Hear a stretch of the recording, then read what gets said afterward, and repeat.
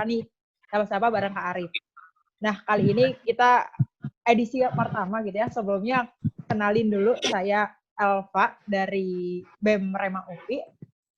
Dari teman-teman yang ada di sini, semuanya sebelumnya saya ucapkan terima kasih gitu ya, karena telah menyempatkan waktunya gitu ya untuk diskusi.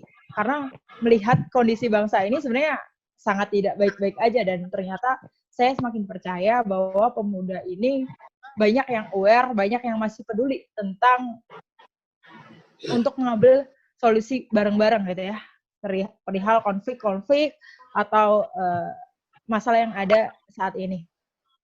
Mulai nih room chat-nya dimulai ngenalin dari mana aja. Ada dari Sumatera Utara, Kak Nur Ajis Ramadan. Ada dari Banjar, Kudus. Wah, jauh-jauh banget ya. Dari Bali, Surabaya, ternyata koneksinya luar biasa banget gitu ya. Boleh yang lain nih, Surabaya hadir, alhamdulillah. Bekasi hadir. Bandung juga ada, Kalimantan Barat hadir. Coba mau lihat nih, yang paling jauh dari mana nih? Sidoarjo ada. Itu ada dari Istana Negara ya. Dari Istana Negara katanya. Gimana Pak kondisi istana? Baik-baik aja apa enggak nih? Alhamdulillah nih, dia kayaknya se-Indonesia. Boleh nih teman-teman yang di sini kenalin nama sama asalnya dari mana nih? Boleh asal daerah, ataupun asal universitas, asal sekolah. Karena memang cakupan hari ini yang daftar lebih dari 100 orang, tapi karena keterbatasan tempat ya, jadi kita hanya untuk 100 orang pertama yang join di grup ini yang bakal diskusi bareng. Dan ini tuh diskusi premium ya, karena langsung dengan pakarnya Kak Arif gitu ya. Surabaya paling jauh, Nyuhan katanya. Nih, ada dari Nyuhan katanya. Normal Nyuhan. Ada dari Sumedang juga. Wah, banyak nih teman-teman soalnya.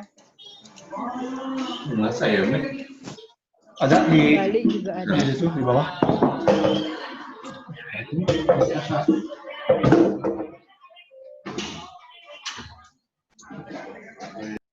1 menit lagi ya, kita mungkin akan mulai diskusi hari ini, malam yang sangat dingin kalau di Bandung gitu ya. Udah kelamaan dingin ini Bandung, dan Indonesia kayaknya udah terlalu belum dipanasin lagi, dan kayaknya harus kita mulai pemanasan ini dari diskusi kali ini. Ada Frisma dari UPI Bandung, halo Frisma. Ada dari Pekanbaru juga. Wah, ini se-Indonesia kita diskusi hari ini. Yo, yang lainnya boleh sambil kenalan di room chat kita.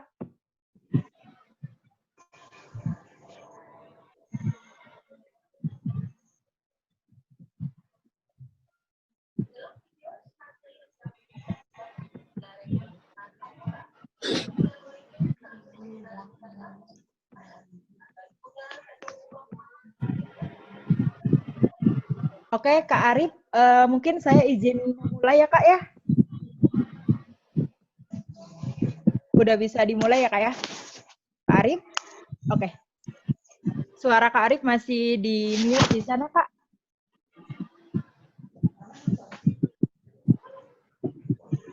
Kak Arif suaranya masih di mute. Oke. Ya, tadi di mute by host. Ya. Oke, sebelumnya teman-teman kita mulai ya, karena biar semakin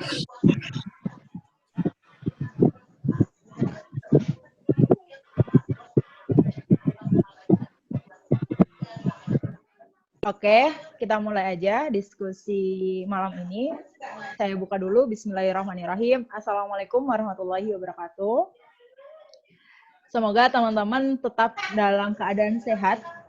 Yang tidak sehat, semoga cepat disehatkan, diangkat penyakitnya, dijauhkan dari COVID-19 ini.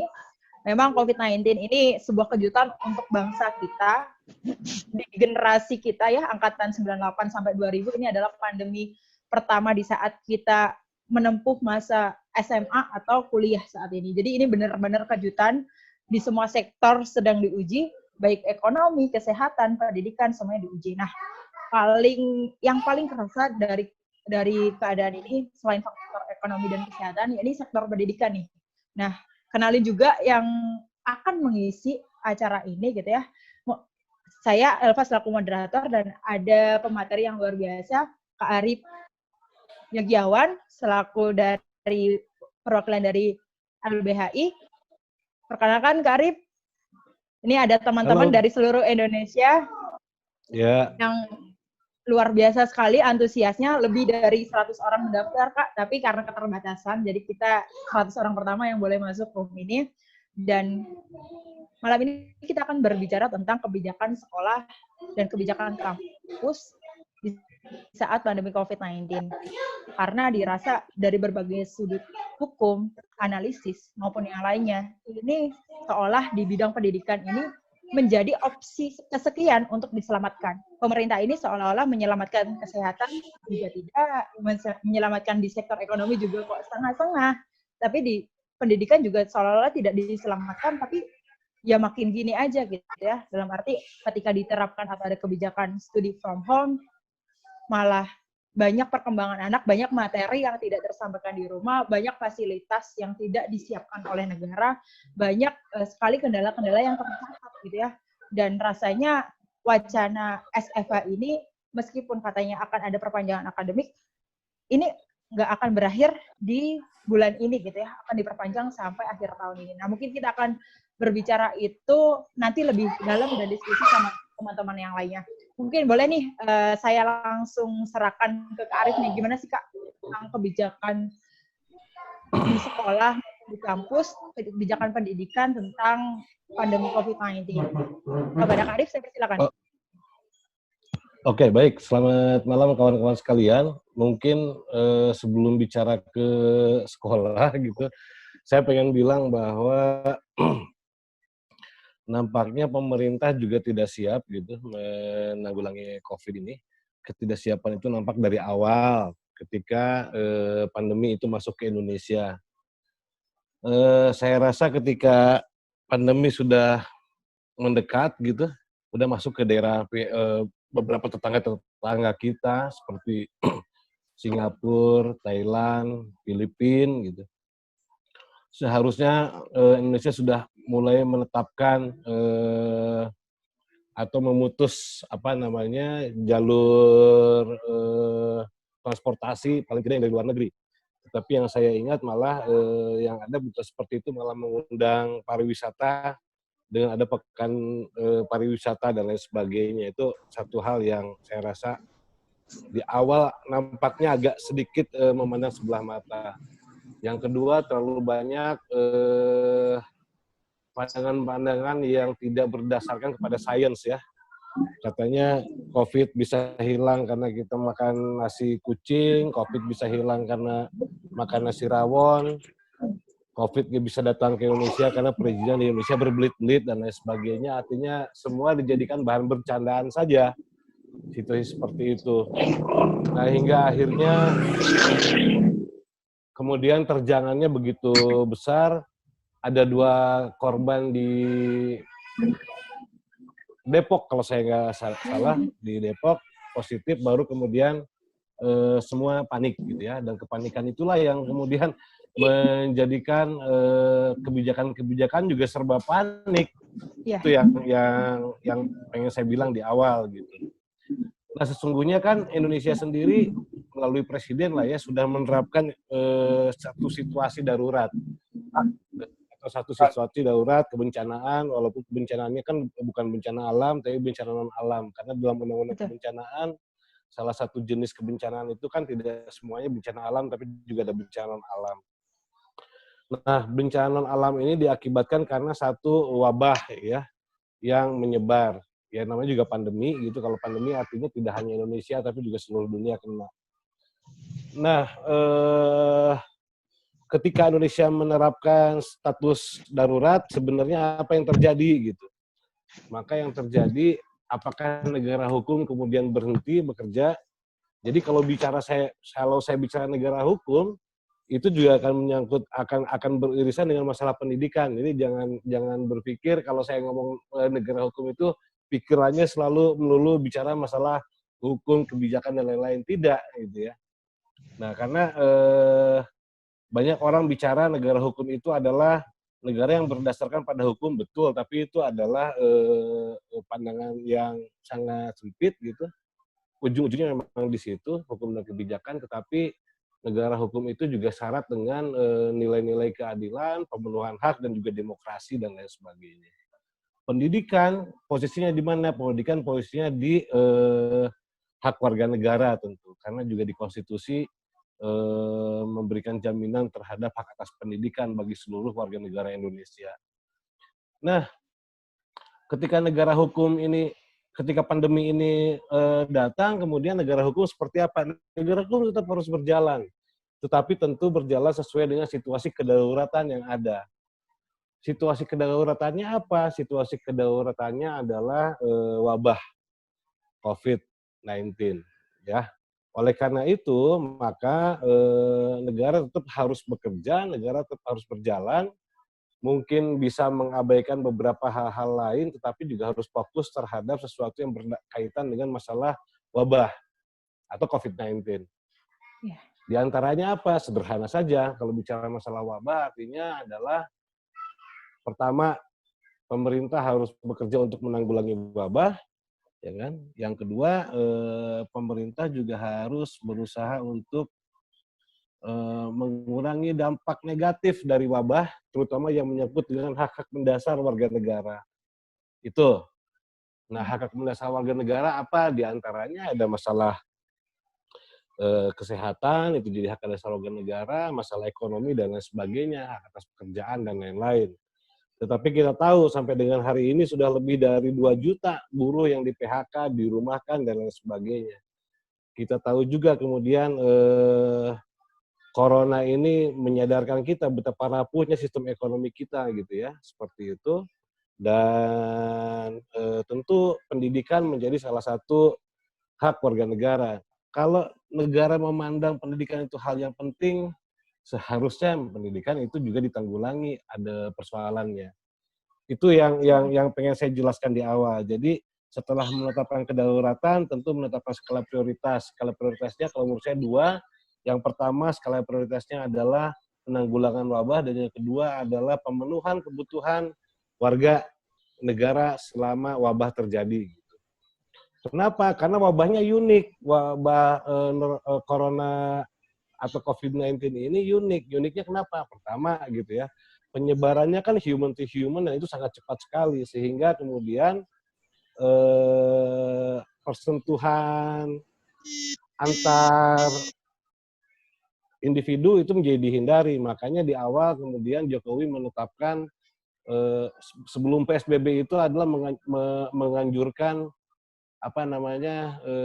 physical distancing atau social distancing. Ya. Sebelumnya seperti itu. Nah, ketika dianjurkan social distancing itulah kemudian ditetapkan work from home, semua orang bekerja dari rumah, ditetapkan juga termasuk juga sekolah dari rumah. Gitu. Dan yang ketiga sebenarnya adalah bahkan sampai ke aktivitas peribadatan dan juga kemudian aktivitas di tempat keramaian.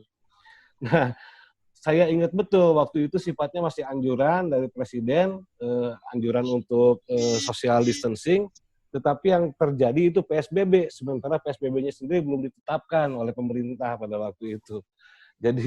Jadi gimana ya, itu satu hal dalam konteks negara hukum itu agak sedikit amburadul lah, kira-kira begitu. Nah, PSBB akhirnya diambil. Dalam PSBB sendiri kemudian ada tiga hal yang menjadi ininya. Yang pertama adalah terkait dengan kegiatan pendidikan, yang kedua kegiatan peribadatan, yang ketiga pembatasan di public area. Kan begitu, artinya sekolah di rumah, kegiatan ibadah juga ya kalau saya ngalamin gitu bagaimana kemudian tidak bisa Jumatan, bahkan kemarin juga sholat Idul Fitri itu di rumah saja bersama keluarga. Dan yang ketiga pembatasan di public area gitu ya. Nah cuman ini sebelum masuk ke pendidikan, tapi ini penting karena apa yang pengen saya bilang itu selalu memiliki korelasi dengan dunia pendidikan. Yang pengen saya bilang PSBB juga bias kelas.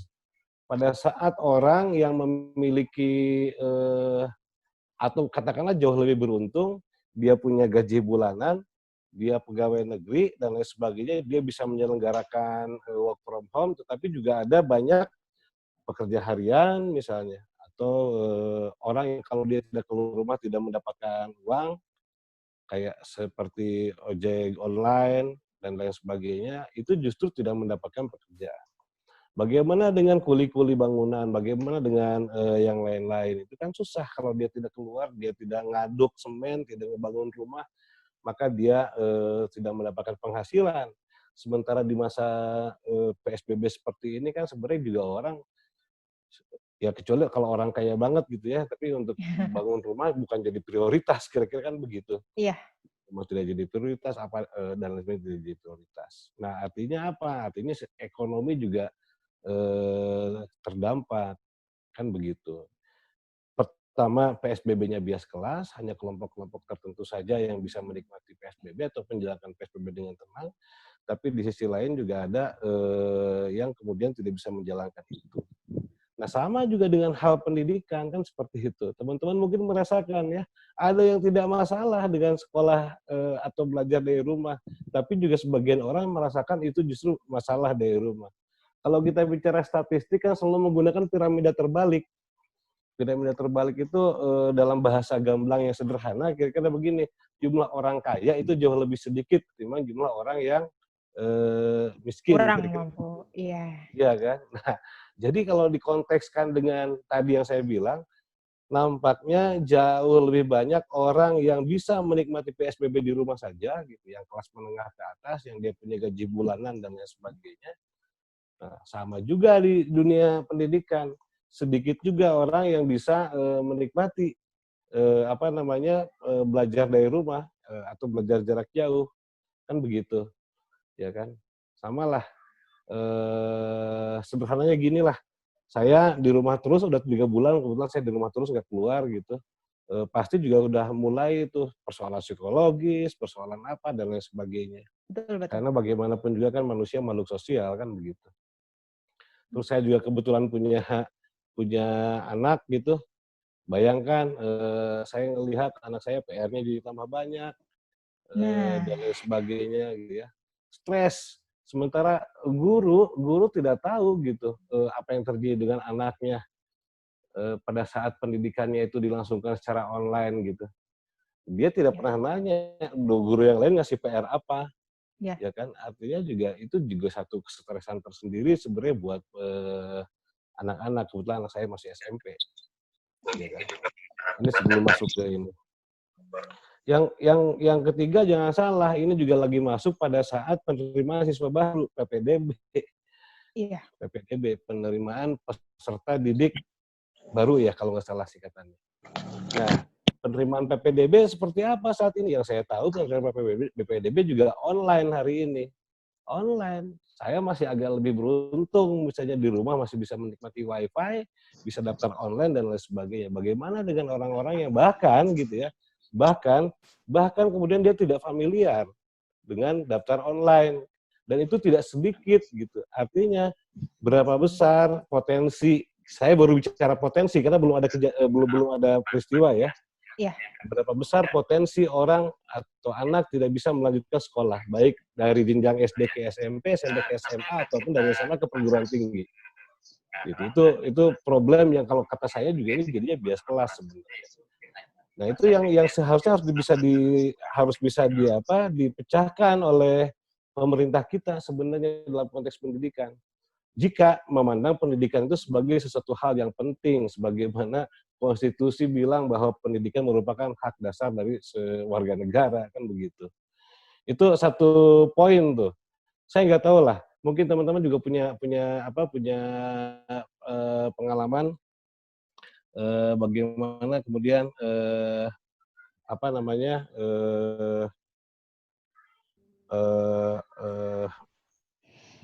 atau punya teman lah atau di rumah, saya nggak tahu. Kalau saya sih di belakang rumah saya itu juga kemudian banyak orang yang dalam tanda kutip tidak terlalu kurang beruntung gitu. Kurang beruntung ya, yang juga sampai hari ini kebingungan ini mau daftar online seperti apa dan lain sebagainya. Itu satu poin. Terus kemudian poin kedua, saya pengen bilang sebenarnya kalau pendidikan di Indonesia itu hari ini tidak bisa terlepas dari kesejahteraan, karena pendidikannya sendiri sangat berorientasi kepada pasar, saya rasa gitu. berorientasi kepada pasar sehingga dulu zaman saya kuliah ya, zaman saya kuliah itu misalnya ada Sebutin dua, dong. ada Dan itu universitas ingat swasta ingat dan ada harus universitas harus negeri. Universitas negeri itu selalu dikejar oleh banyak orang. Kenapa? Karena dulu ya, saya nggak usah nyebutin tahun, tapi dulu lah. Itu kira-kira biaya sekolahnya murah, sementara swasta mahal. Kita masuk, udah bayar uang bangunan, uang pangkal, apa segala macam, per semesternya mahal, bahkan juga ada hitungannya per SKS, kan seperti itu kira-kira. Nah, dulu kan seperti itu tuh. Orang berlomba-lomba lah untuk daftar ke perguruan tinggi negeri dan lain sebagainya. Oke. Nah, artinya apa? Artinya apa? Setelah ada Badan Hukum Pendidikan kan nggak gitu juga sekarang. Perguruan tinggi negeri juga mahal kok sekarang. Nggak bohong. Kalau Iya. menurut informasi yang saya peroleh mahal. Karena apa? Karena berorientasi kepada pasar. Kemudian ada Badan Hukum Pendidikan, di mana kemudian kampus juga diminta untuk ini, untuk apa? Untuk mengembangkan, katakanlah bahasa gampangnya mengembangkan bisnis. Cek aja sekarang di kampus kawan-kawan siapa yang tidak mengembangkan bisnis, kira-kira begitu kampusnya dan lain sebagainya. Artinya sangat berorientasi ke pasar. Dan terakhir yang pengen saya bilang adalah situasi PSBB seperti ini tentu jadi problem juga ketika kemudian kita melakukan sekolah atau sekolah dari jauh. Ada problem di mana begini ya. Sekarang kita cek deh. Sejauh mana tanggung jawab negara atau tanggung jawab pemerintah gitu dalam memfasilitasi pendidikan online ini. Karena tentu pendidikan online ini kan berbiaya. Banyak orang di awal kemudian bilang begini, tapi kan kamu tidak mengeluarkan ongkos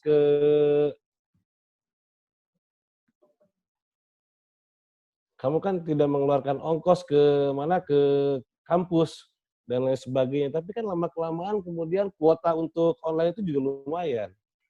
Saya merasakan betul ya, saya work from home gitu, konteksnya adalah untuk bekerja, tidak untuk belajar gitu. Dalam sehari bisa lebih 2-3 giga, nggak tahu teman-teman ya, untuk hal-hal seperti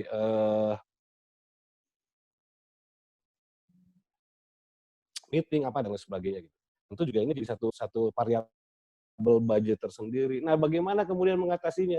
Bagaimana juga itu juga kemudian membicarakan masalah layanan sekolah gitu. Bagaimana sekolah memberikan kualitas layanan prima pada saat pandemi ini berlangsung gitu, di mana kemudian sebenarnya antara dosen sama mahasiswa tidak bisa bertatap langsung gitu ya, apa dan lain sebagainya. Sementara di sisi lain juga yang saya dengar dari kawan-kawan masalah uang kuliah tunggal juga masih tetap ditarik dan lain sebagainya. Yang pengen saya bilang sederhana, yang pengen saya bilang adalah di sini kita harus meletakkan pendidikan sebagai sebuah hak dasar warga negara. Oleh karena itu, maka aspek pendidikan harus diletakkan di salah satu poin pembiayaan yang keluar di Perpres 1 2020 ketika negara kemudian mengalokasikan ada 110 triliun sebenarnya untuk penanggulangan COVID. Tapi juga kemudian bagaimana dengan masalah ekonomi? Ekonomi juga penting. Oh iya, 110 triliun cukup tidak? Oh tidak. Tapi banyak usaha lain yang bisa dilakukan oleh sekolah. Misalnya apa? Atau oleh negara. Misalnya apa? Coba bayangkan dalam situasi pandemi seperti ini, usaha apa yang kemudian menarik keuntungan banyak di balik usaha-usaha lain yang kebanyakan kemudian menurun.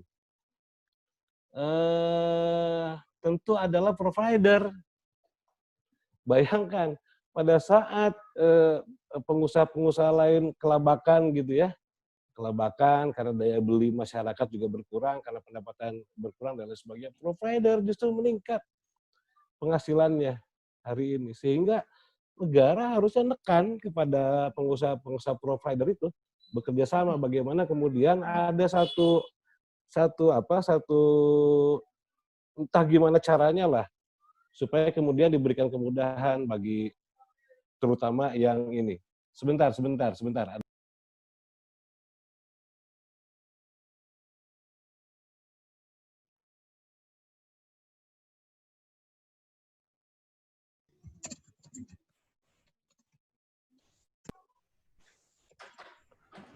Artinya banyak upaya yang bisa dilakukan oleh negara, tidak selalu harus berpaku terhadap APBN, pengalokasian dan lain sebagainya. Kan begitu sebenarnya.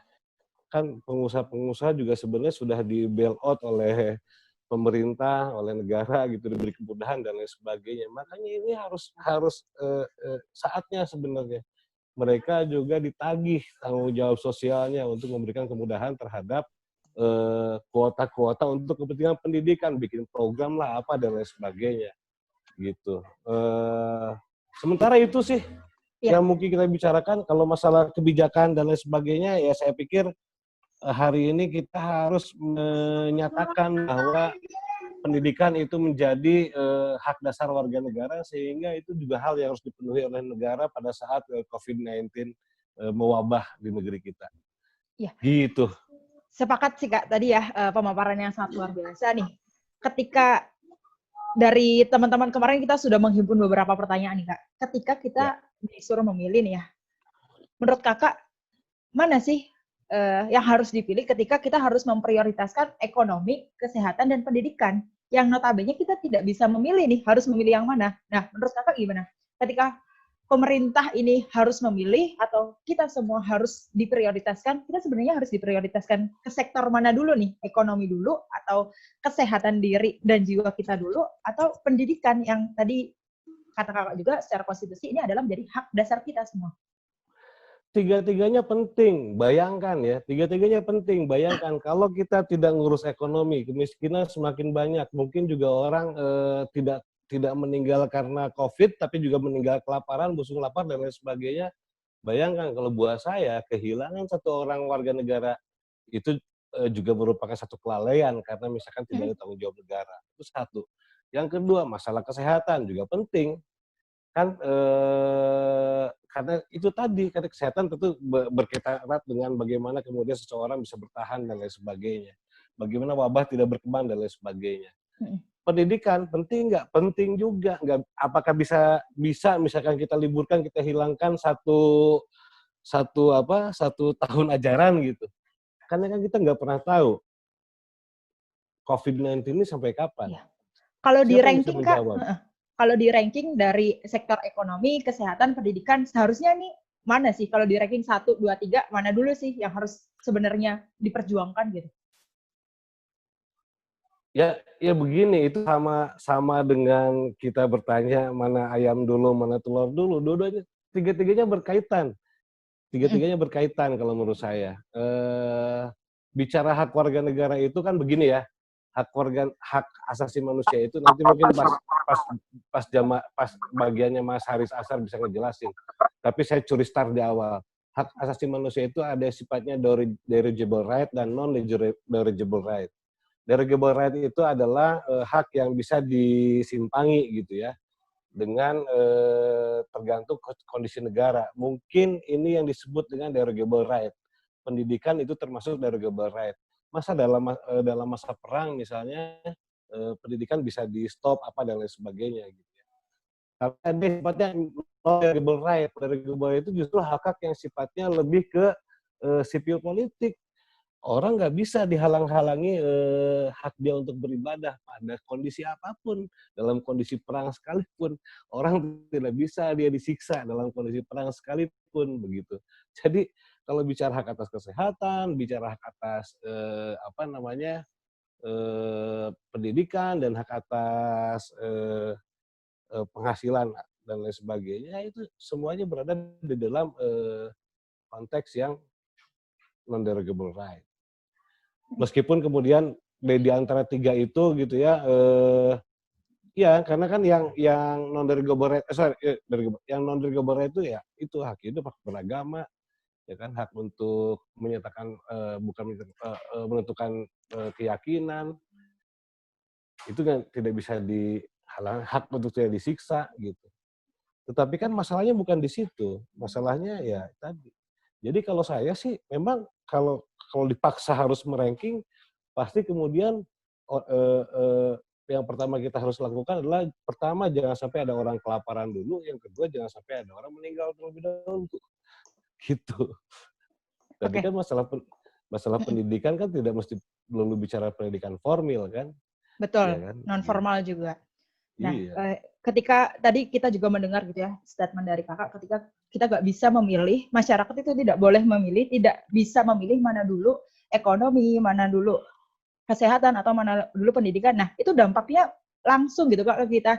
Jadi pemerintah ini seolah-olah ya nanganin ekonomi enggak betul-betul, nanganin kesehatan juga enggak betul-betul, nanganin pendidikan apalagi prioritas yang seolah-olah nih pendidikan kesekian. Nah, sampai kapan ini harus seperti ini? Kita dalam arti mahasiswa nih mahasiswa masyarakat nggak boleh memilih, tapi ya kita nggak bisa terus hidup di atas ketidakpastian yang katanya kita harus berdamai dengan corona. Bentuknya aja nggak ada gitu kan ya.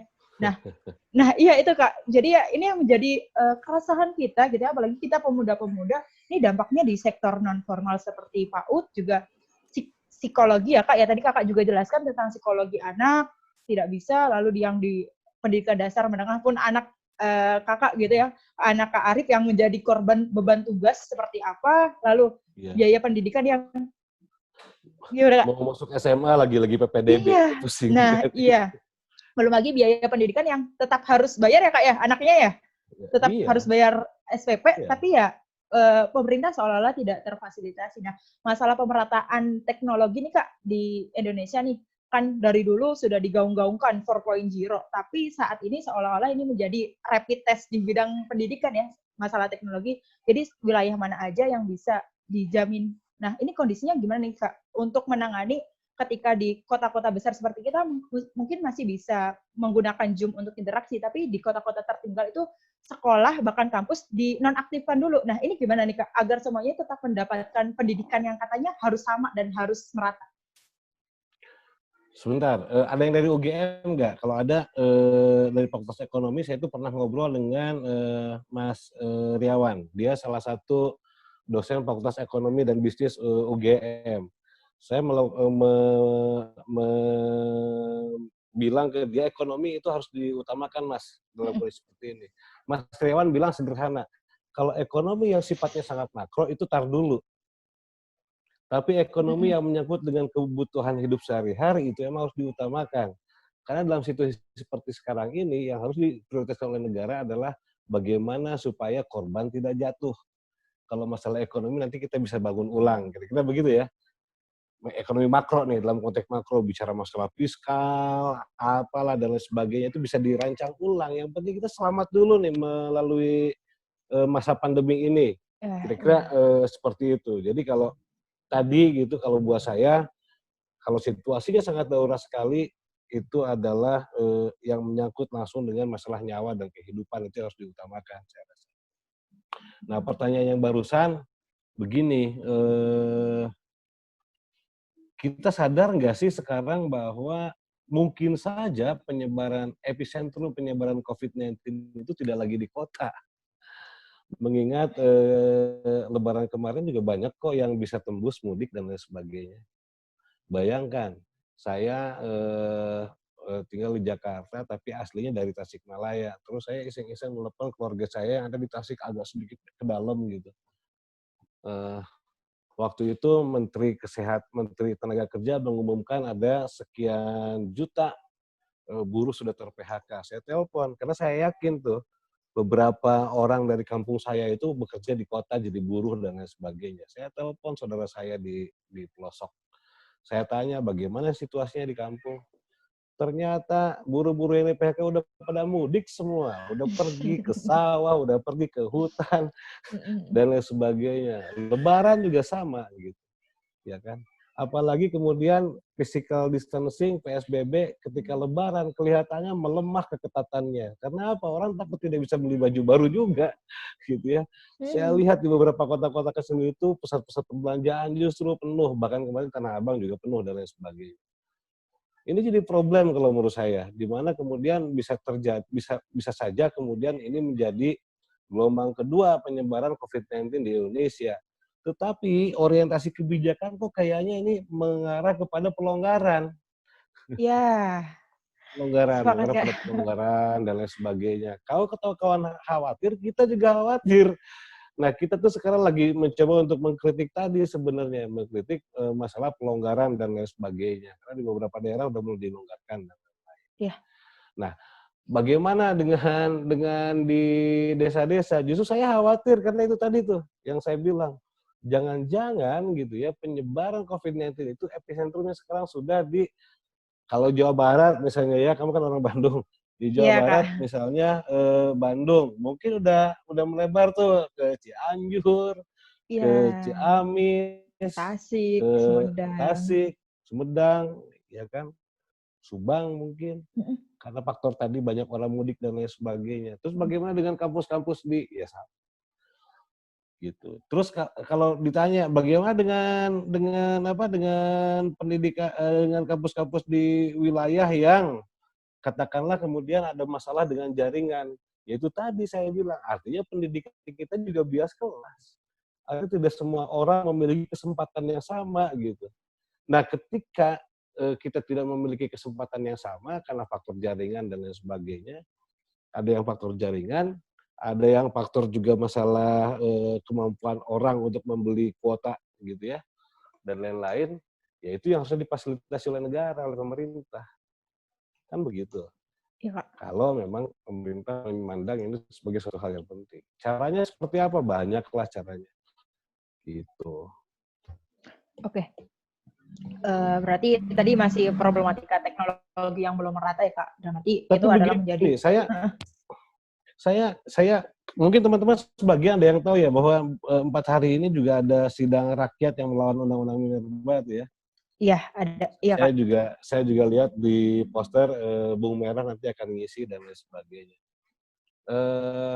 Memang kemudian di beberapa wilayah juga ada problem dengan ya kan kemudian kita meminta warga yang ada di lingkar tambang itu kan pasti pelosok tuh. Memang kemudian jaringan itu jadi problem sebenarnya. Walaupun iyalah pada akhirnya mereka juga bisa berkomunikasi. Tapi bayangkan ada yang satu akun dipakai berdua gitu, itu pun dia harus keluar dulu dari desanya apa dan lain sebagainya. Repot. Apalagi saya nggak tahu apakah sekarang banyak mahasiswa yang terjebak di kota tempat dia kuliah, sementara misalkan kampungnya di luar-luar gitu, dan dia nggak bisa balik kampung karena ada larangan dan lain sebagainya. Dia tinggal di kosan gitu, ya kan, tinggal di kosan, kebayang lah saya mah stres apa dan lain sebagainya. Di kosan juga mungkin ya, hanya bisa bayangin aja kalau tinggal di kosan, mungkin beruntung teman-teman yang punya kos agak luas kos-kosannya gitu, tapi kan tidak sedikit orang kos-kosannya kamarnya cuma dulu aja zaman saya kuliah paling 3 kali 4 gitu, habis itu juga keluar kamar susah apa dan lain sebagainya. Bayangkan berbulan-bulan terkurung di situ dengan tumpukan PR yang sangat banyak, luar biasa ada persoalan psikologis di situ. Iya, sepakat, Kak. Nah, kayak gitu berarti seolah-olah pemerintah tidak memberi bekal dulu ya Kak terhadap pendidik tentang bagaimana sih harus manajemen pemberian tugas dan lain-lain. Soalnya bakal ngefek banget ya ke psikis para murid. Nah, menurut Kakak dengan adanya SFH sampai detik ini gitu ya, kemungkinan di semester depan tahun ajaran baru apakah pemerintah ini akan memberlakukan lagi nih SFH sampai di Desember mungkin ya? Padahal di sektor industri, di sektor ekonomi udah boleh berjalan, tapi kenapa di sektor pendidikan masih seolah-olah akan ada nih SFH sampai Desember. Nah itu gimana Kak? Ini agak repot memang di sektor pendidikan ya. Kenapa agak repotnya? Seperti saya bilang tadi dalam undang-undang kekarantinaan itu, yang disebut dengan PSBB, pembatasan sosial berskala besar, itu hanya 3 sektor tuh. Tadi. Iya. Yang dibatasin tuh. Kegiatan pendidikan, kegiatan peribadatan, keagamaan, ya kan, sama kerumunan di public space, di ruang-ruang publik atau di pusat keramaian lah bahasanya seperti itu. Cuma masalahnya kan kita nggak tahu tuh kenapa yang dipilih 3 hal ini gitu ya. Mungkin karena apa namanya kalau di sekolah sudah pastilah orang akan ketemu duduk dan lain sebagainya. Tapi di industri juga toh sama. Industri apa masuk di mana? Apakah masuk di pusat keramaian atau di mana kita nggak tahu. Nah, tetapi kan seharusnya kalau kita bicara masalah keselamatan diperlakukan sama gitu. mau mahasiswa, mau buruh, mereka itu adalah warga negara Indonesia yang harus diselamatkan juga. Kalau konteksnya adalah untuk menanggulangi COVID, kenapa pendidikan atau mahasiswa itu diliburkan, tapi buruh tidak? Mungkin ada kaitannya dengan masalah produksi. Mungkin ada kaitannya dengan masalah produksi. Karena kan kita perlu mengkonsumsi barang. Kalau tidak ada yang mau Nah, produksi, repot kan begitu. Mungkin ya, iya, iya. mungkin seperti itu. Tetapi faktanya juga sekarang tuh banyak buruh-buruh yang di PHK. Banyak lah, udah kembali ke desa dan lain sebagainya. Gitu. Yang justru saya khawatirkan sekarang adalah begini, ketika mereka udah ke desa, mau nggak mau kemudian epicentrum penyebaran COVID itu bergeser ke desa, di mana desa itu sebagai sumber utama penyedia pangan, bayangkan ya, pangan kita kan dari desa semua gitu. Bayangkan kalau mereka sudah tidak bisa berladang lagi, mereka sudah bisa berkebun lagi, tidak bisa ke sawah lagi, bagaimana nasib pangan kita? Iya, iya Kak. Nah tadi sedikit nyinggung tentang PHK ya Kak. Ya, Ternyata nggak hanya buruh saja nih yang di PHK, tapi guru-guru ternyata banyak banget yang juga di oh PHK iya, atau bahkan tidak mendapatkan gaji dengan kondisi harus tetap mengajar. Nah, itu seharusnya hukum di Indonesia tuh seperti apa sih Kak harusnya untuk kesejahteraan guru atau seenggaknya ya kenapa tetap harus ada beban mengajar tapi tidak tersampaikan haknya gitu. ini repot hukum ketenagakerjaan di Indonesia itu repot tuh. Karena hukum ketenagakerjaan di Indonesia itu kan mengatur hubungan hukum antara buruh dan majikan, kira-kira begitu ya. Iya, iya, iya. Tentu kemudian pegawai negeri tidak termasuk di situ, jadi sektornya lebih banyak yang diatur adalah sektor manufaktur, bahkan terlalu bias manufaktur. Jadi terlalu bayarannya itu terlalu ke buruh di pabrik gitu. Padahal yang namanya hubungan kerja itu tidak hanya di pabrik, ya kan? Tapi juga kemudian ada di banyak sektor, termasuk sektor pendidikan, kan begitu. Kalau memberi upah itu kewajiban. Yang kemudian siangnya di sektor pendidikan, yang mana sektor pendidikan itu harusnya menjadi sektor yang paling terhormat gitu ya. Sayangnya kemudian di dalam konteks ketenagakerjaan itu paling amburadul. Bayangkan saja tentang guru honorer, Iya, ya iya. kan? Banyak guru Betul, Kak. honorer atau guru apa tuh istilahnya tuh yang guru bantu, sukarelawan dulu dan lain sebagainya yang justru dia tidak mendapatkan salary sangat kecil sekali gitu. Apakah dia tidak tunduk terhadap ketentuan tentang pemberian upah yang harus sesuai dengan UMK? Mhm. Ya kan? Nah, Nampaknya iya. begitu. Itu problem tersendiri saya rasa. Seharusnya di lembaga pendidikan yang jauh lebih terhormat, hal-hal seperti itu diperhatikan. Kalau buat saya, Mhm. gitu. Nah, tapi kan masalahnya tidak lagi diperhatikan atau menjadi poin yang kesekian ya Kak untuk guru ini. Guru Betul. nih udah sama dengan buruh gitu ya Kak. Hmm. PHK iya, tidak dikasih gaji bulanan, THR apalagi gitu ya. Nah, ini Ya, harusnya apa sih yang bisa kita lakuin selain gotong royong bikin donasi ya? Untuk nge-push pemerintah ini seperti apa? gotong royong bikin donasi itu kan warga bantu warga, kira-kira gitu Iya, ya. Tapi iya, tanggung rakyat jawab bantu rakyat bantu rakyat rakyat, itu. tapi tanggung jawab negara Iya, apa kan begitu. Kalau tidak iya, betul. salah, kalau tidak salah, alokasi dana pendidikan di APBN itu berapa persen? 10%. Nah, itu kan gede ya. Kita cek itu penggunaannya untuk apa. Hmm. Mungkin belum pernah ada yang melakukan riset mendalam. Ada sih, tapi hanya sebatas riset. Sayangnya itu harusnya hasil riset itu jadi bahan advokasi harusnya. Saya yakin banyak orang yang sudah melakukan riset tentang itu. Bagaimana pengalokasian dana APBN yang di APBN itu kan sekian 10% itu untuk pendidikan tuh, khusus untuk pendidikan Mhm. gitu. Bahkan di dalam COVID ini kemudian dia direfocusing kan Iya, sebagian dana iya. pendidikan. Iya kan? Iya, Kak. Direfocusing kan? Heeh. Gitu. Kan Nah, begitu. Artinya kan gini, kalau begitu artinya tadi pertanyaan Elva agak terjawab. Sebenarnya negara tidak terlalu memprioritaskan masalah pendidikan. Orang dananya direfocusing kok. mhm. Kan begitu. Tapi masalahnya begini, dana pendidikan yang 10% di APBN itu untuk apa aja ininya, alokasinya? Rutin, belanja apa gitu ya? Apakah juga termasuk di situ untuk meningkatkan kapasitas para pengajar apa dan lain sebagainya gitu. Ya Kak. Iya, nah itu mungkin yang disayangkan ketika tidak menjadi prioritas ya Kak pendidikan, tapi malah pemerintah Iya. nih ngeluarin dana cuma-cuma untuk kartu prakerja yang sebenarnya semuanya bisa diakses gitu ya. Nah kan prakerja kan sebenarnya Iya. kayak pendidikan informal, tapi pendidikan yang formalnya diabaikan. Nah, Ya, mungkin ini ada pertanyaan Kak dari teman-teman, yang pertama silakan. dari Rustan Abu Bakar. Mhm. Bagaimana langkah atau sikap kita melihat kondisi saat ini PPDB wajib online, sedangkan tidak sedikit warga yang mempunyai laptop atau HP juga kuota internet.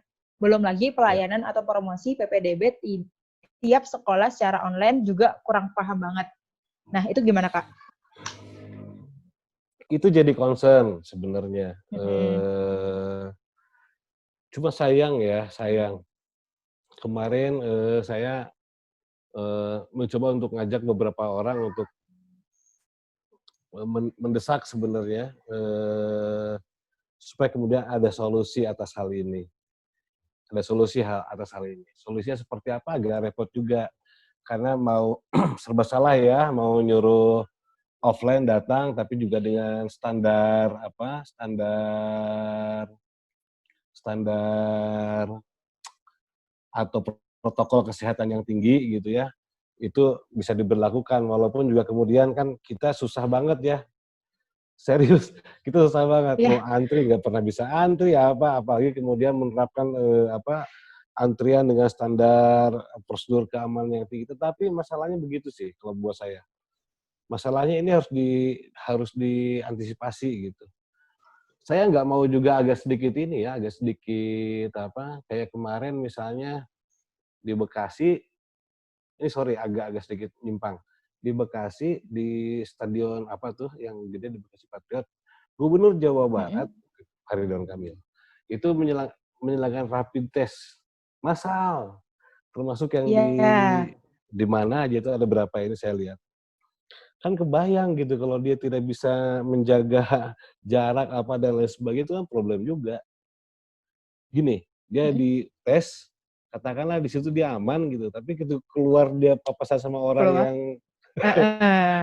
iya kan, Desek-desekan karena kena lagi ya heeh, Kak. rapid test itu atau swab test nggak bisa jadi jaminan kalau sekarang saya di-swab gitu ya, terus saya, katakanlah bebas gitu, bukan berarti besok saya selamat, kan kayak gitu. Iya iya. Nah Iya. artinya ini agak serba sulit gitu, agak serba sulit, tetapi seharusnya kalau semua elemen bangsa ini mau bekerja sama bisa. Mhm. Bisa.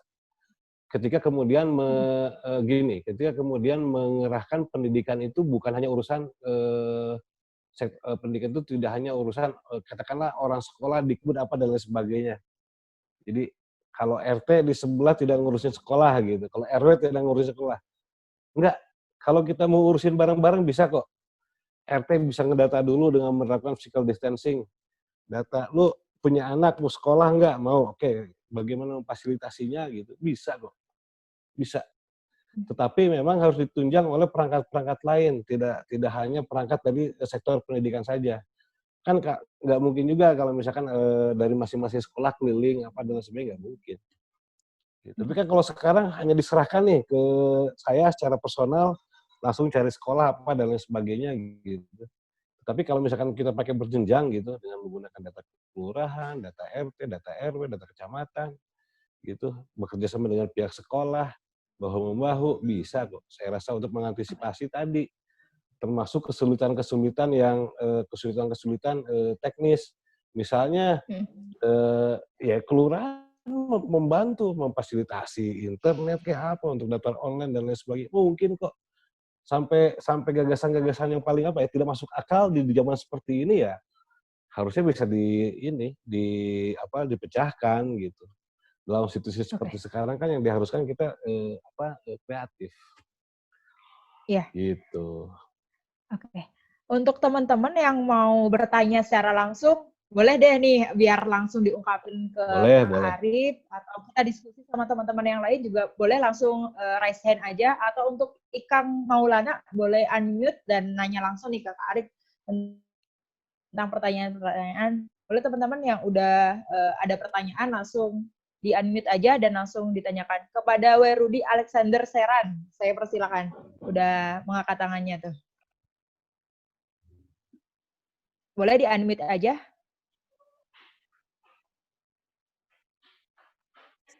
Untuk Werudi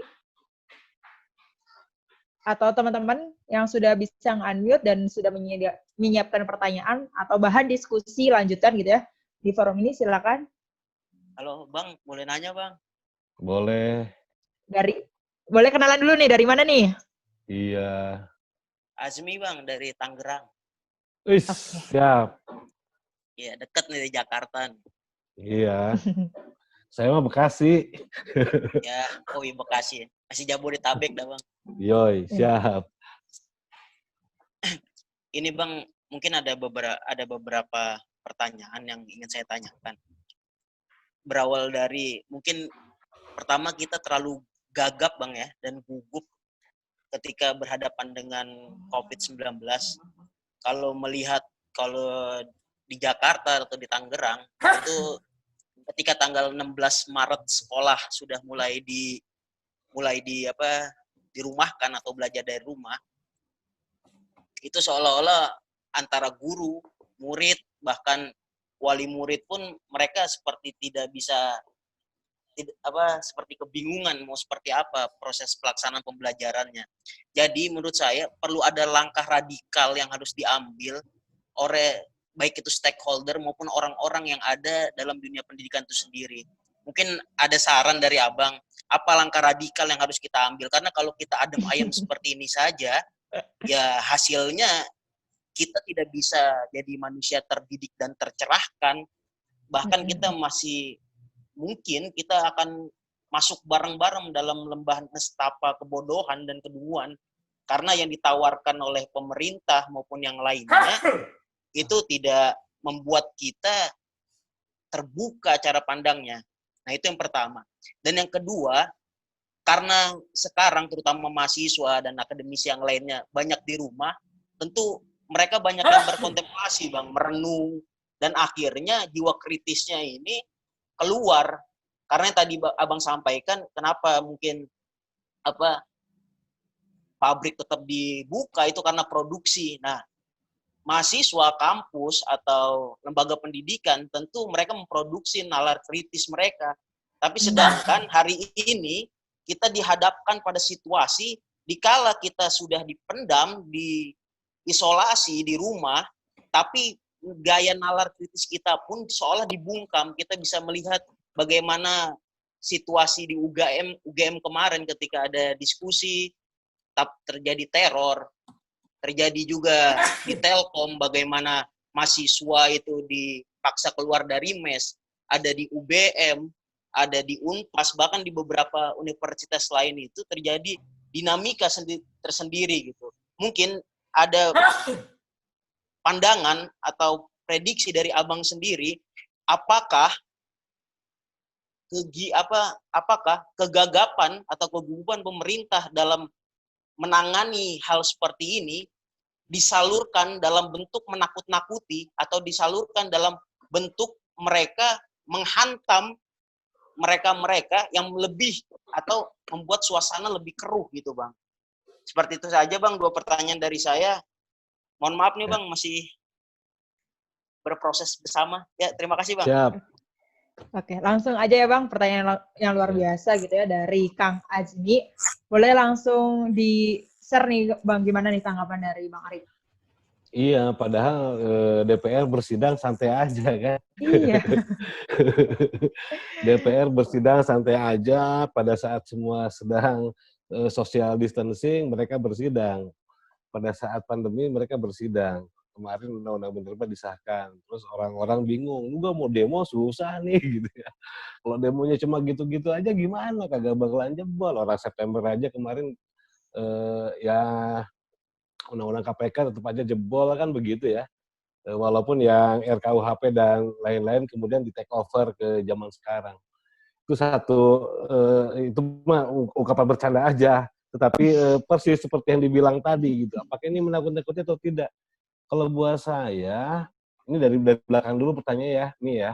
Ya Bang, siapa? Kalau buat saya, salah satu kebebasan yang sangat dinikmati oleh kita seharusnya adalah kebebasan member akademis.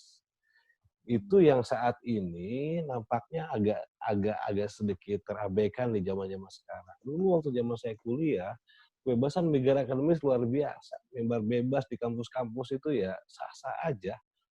Di kampus itu adalah tempat yang paling nyaman untuk mengeluarkan pokok-pokok pikiran, gagasan, gitu. Seliar apapun gagasan dan pokok pikiran, selama itu masih di kampus aman. Tapi kalau udah keluar kampus nggak tahu. Kira-kira begitu dulu. Betul. Nah, sekarang yang kemudian tidak pernah kita bicarakan lagi itu sebenarnya mimbar akademik. Yang itu harus kita rebut sebenarnya. Makanya dalam beberapa kampanye YLB ke depan sebenarnya adalah mendorong kebebasan member akademik, termasuk untuk kasus UGM kemarin dan lain sebagainya, gitu ya. Karena diskusinya pun akademik, yang dibahas tuh juga konstitusi gitu, tidak sedang merencanakan atau menggagas atau apa dan lain sebagainya. Itu satu. Jadi memang saya melihat ada problem juga di dalam kebebasan untuk menyampaikan pendapat, kebebasan berekspresi. Kalau kita bisa menyebutnya kebebasan sipil, gitu. Dan di masa pandemi ini sebenarnya pemberangusan terhadap kebebasan sipil gila, luar biasa. Kawan-kawan bayangin ya, ketika kita tidak bisa offline, maka pilihannya tuh online. Misalkan Azmi nggak bisa tuh marah-marah ke siapalah, ke dekan atau ke rektor. Marah-marahnya itu di online, di Instagram, di Aduh, itu kenapa sih suaranya? apa, gitu ya. Nah, sementara kemudian secara online juga jebakan-jebakan dari undang-undang itu juga sangat banyak, ITE dan lain sebagainya. Itu nah itu tuh ada yang nulis tuh dari Albert. Di online kena undang-undang ITE itu beberapa jebakan. Sehingga kemudian komunikasi publik itu hampir semuanya ada di wilayah online gitu. Rapat aja online gitu kan, diskusi aja online, webinar sekarang di mana-mana gitu. Nah, sehingga jebakannya undang-undang ITE, yang mana kita tahu sendiri undang-undang ITE sejak disahkan sampai dengan hari ini, masyarakat sipil termasuk kami di YLBHI itu masih melakukan penolakan dan mendorong supaya dicabut. Nah, nanti juga ada Damar dari SafeNet kan, mungkin dia akan banyak bicara masalah itu. Gitu. Itu yang pertama. Terus tindakan radikal apa? Tindakan radikal yang paling radikal dalam konteks pendidikan itu kan mengubah model sebenarnya. Berani nggak kita memberlakukan model pendidikan informal? Cuma kan masalahnya kita juga terjebak sama kebutuhan pasar. Sekarang begini, saya S1, Elva S2. Pasar melihat mana yang laku. S1 apa S2? Padahal belum tentu kapasitas Elva dengan kapasitas saya belum tentu Elva lebih oke misalnya, atau saya lebih oke yang S2 nih ketimbang Elva yang S1, belum tentu gitu. Ya kan? Tetapi karena kebutuhan pasar akhirnya ya, pendidikannya harus formal, harus jenjang, kurikulumnya diatur sama pasar gitu. Kan begitu? Nah, pernah nggak kita berpikir yang agak sedikit radikal seperti yang ditanya oleh Azmi itu, kalau buat saya adalah mengembangkan pendidikan yang sifatnya informal. Kebayang nggak sekarang gini, di Sulawesi itu ada suku Bajo. Suku Bajo itu adalah masyarakat Bajo. Mungkin teman-teman sebagai pada yang nonton film Bajo yang dikeluarkan oleh Sedok. Saya terinspirasi dari situ. Saya baca suku Bajo itu adalah orang yang memang tinggal di lautan, yang sehari-harinya di laut. Kenapa sekolah itu tidak bisa diselenggarakan di karang-karang gitu? Besok kita sekolah di Karangnyang ini ya. Ya kan? Kenapa? Lucu gitu. Nah, jadi kalau mau bicara hal yang paling radikal kalau buat saya ya coba deh mulai berpikir bahwa belajar itu ruangnya bisa di mana saja. Gitu. Pernah nggak orang suku Bajo gitu ya, gini, orang suku Bajo berenang pasti jago gitu ya. Tapi kenapa tidak pernah ada juara renang dari suku Bajo? Kan itu kan berarti ada problem dengan pendidikannya. Kan begitu. Misalnya di satu desa, masih banyak orang digigit ular terus mati. Kenapa? Karena sekolah itu tidak mengajarkan kalau digigit ular harus gimana. Enggak. Digigit ular dia selamat itu semua belajar dia temukan di alam gitu, di tempat hidupnya dan lain sebagainya. Gitu. Nah, jadi bisa nggak kita berpikir radikalnya sampai ke arah sana, tetapi menghasilkan manusia-manusia yang oke itu, yang bisa survive gitu. Oke, Kak. Berarti tadi yang radikal yang diharapkan ya ini pemerintah membuat silabus atau model pembelajaran yang tepat nih di saat pandemi. Kurang lebih yang gitu, Pak. yang tepat, yang sesuai dengan kebutuhan si siswa, mahasiswa, siswa Iya. atau apapun. Nah, kondisinya ketika itu berarti kita mendorong pemerintah ya, Kak, sebagai masyarakat sipil kita mendorong pemerintah, tapi masalahnya lagi-lagi pemerintah pura-pura pakai headset nih, Kak, tuli semua gitu. Nah, apa sih yang sebenarnya bener yang beneran bisa kita, ini kita bisa radikal dengan ini, kita bisa melakukan hal itu dan itu langsung menjadi solusi gitu ya. Nggak harus ada perantara ke pemerintah dulu yang tadi bikin silabus atau model pembelajaran. Yang real radikal yang langsung dampak solusinya ada nggak, Kak? Yang bisa kita lakuin saat ini juga nih? Ada, ya kita tinggal lakukan saja gitu kan. Ada beberapa teman, kalau teman-teman mungkin ingat ada satu tokoh pendidikan masih muda namanya Butet gitu, yang dia pergi ke suku anak dalam gitu, terus mengajarin suku anak dalam, awalnya belajar membaca dulu, dia sampai stay di suku anak dalam bertahun-tahun gitu, hanya untuk mengajar suku anak dalam membaca gitu. Dalam satu kesempatan saya bertanya, Mbak sebenarnya ada penyesalan nggak? Dia bilang, saya agak menyesal juga karena gara-gara suka anak dalam membaca, bisa membaca juga dia jadi pengen untuk belajar ke kota kan. Tidak lagi tinggal di desa kan begitu. Padahal ketika dia tinggal di desa toh dia tetap hidup dan dia tetap menjaga hutan kan gitu. Nah, cuma kan problemnya adalah satu sebenarnya. Yang tadi saya bilang, kita itu semua sangat diatur oleh pasar hidup kita. Begitu. Ya, contoh tadi lah sekarang gini, apalagi kita ya, tadi Elva bilang masuk era 4.0. Kalau buat saya, hari ini kita masuk era industrialisasi. Industri 4.0. Tapi tidak hanya itu, tapi industrialisasi yang maha dahsyat lah. Sekarang, di era industrialisasi, ini kalau kita ngomong pasar ya, saya tanya, sarjana, karena saya orang hukum ya, sarjana hukum yang bisa bahasa Inggris dengan sarjana hukum yang tidak bisa bahasa Inggris, mana lebih laku? Pasti sarjana hukum yang lebih bisa bahasa Inggris.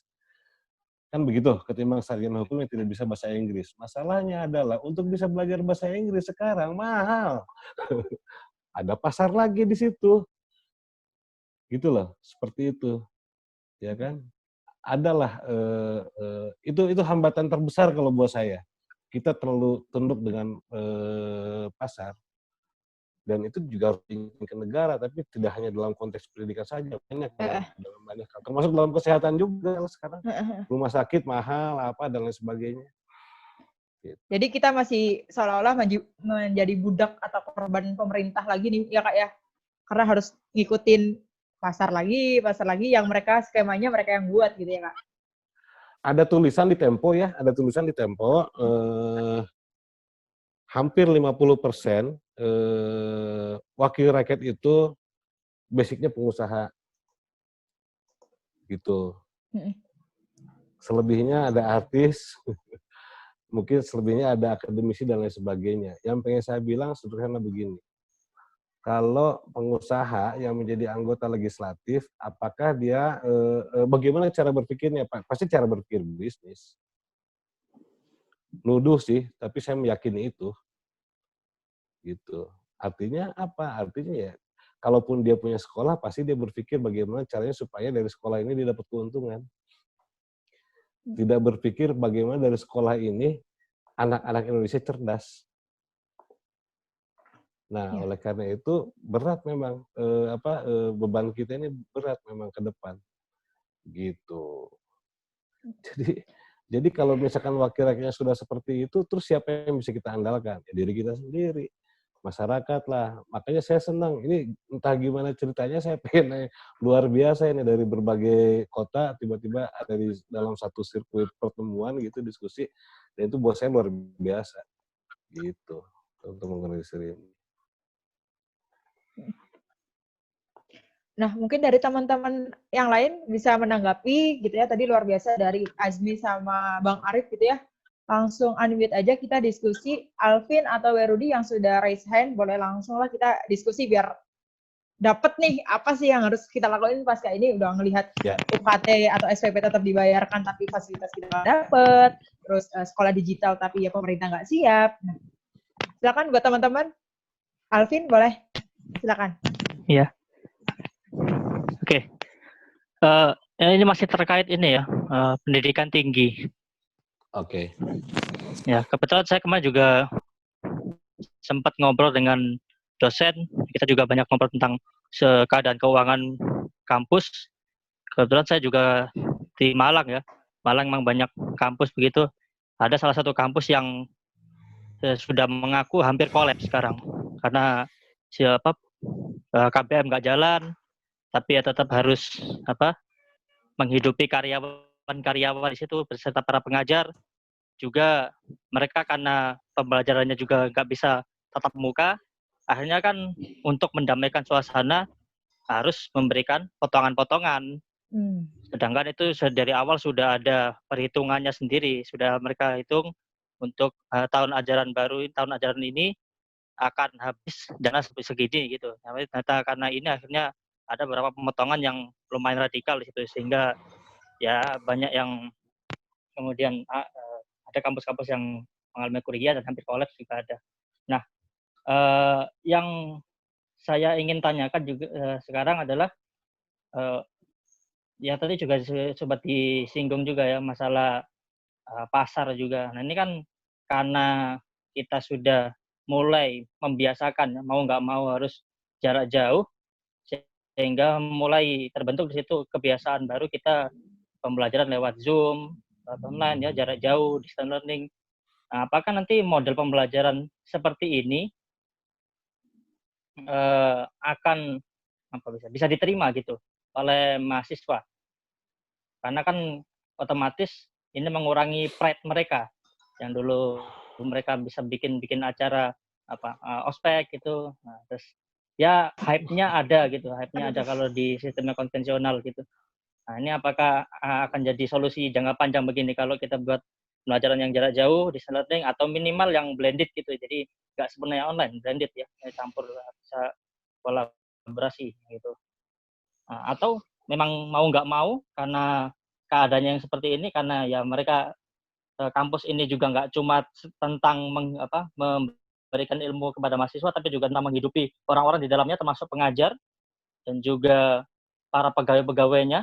Ini tetap harus ya kita kembali ke seperti sedia kala pembelajaran tatap muka, tapi dengan beberapa penyesuaian gitu. Itu saya kira itu yang ingin saya tanyakan. Oke. Silakan Farid. Sementara, makasih, Alvin pertanyaannya. Sementara sekarang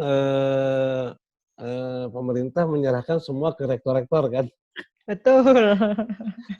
Kan gitu. Tadi Alvin di awal, ini bingung apakah harus tatap muka, harus online apa dan lain sebagainya, dikaitkan dengan penerimaan penerimaan kampus. Kira-kira kampus sudah mulai kolaps.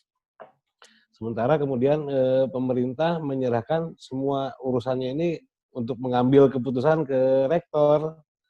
Sementara rektor pusing, akhirnya ya gitu, itu hukum alamnya kan gitu, yang atas neken yang bawah, yang bawah neken yang bawah. Mahasiswa, rektor ditekan sama pemerintah nekennya neken mahasiswa, neken dosen nekennya neken mahasiswa, kan begitu. Itu kayak yang terjadi sekarang seperti itu. Nah, tapi apakah mau seperti apa ke depan? Pertama begini, Alvin,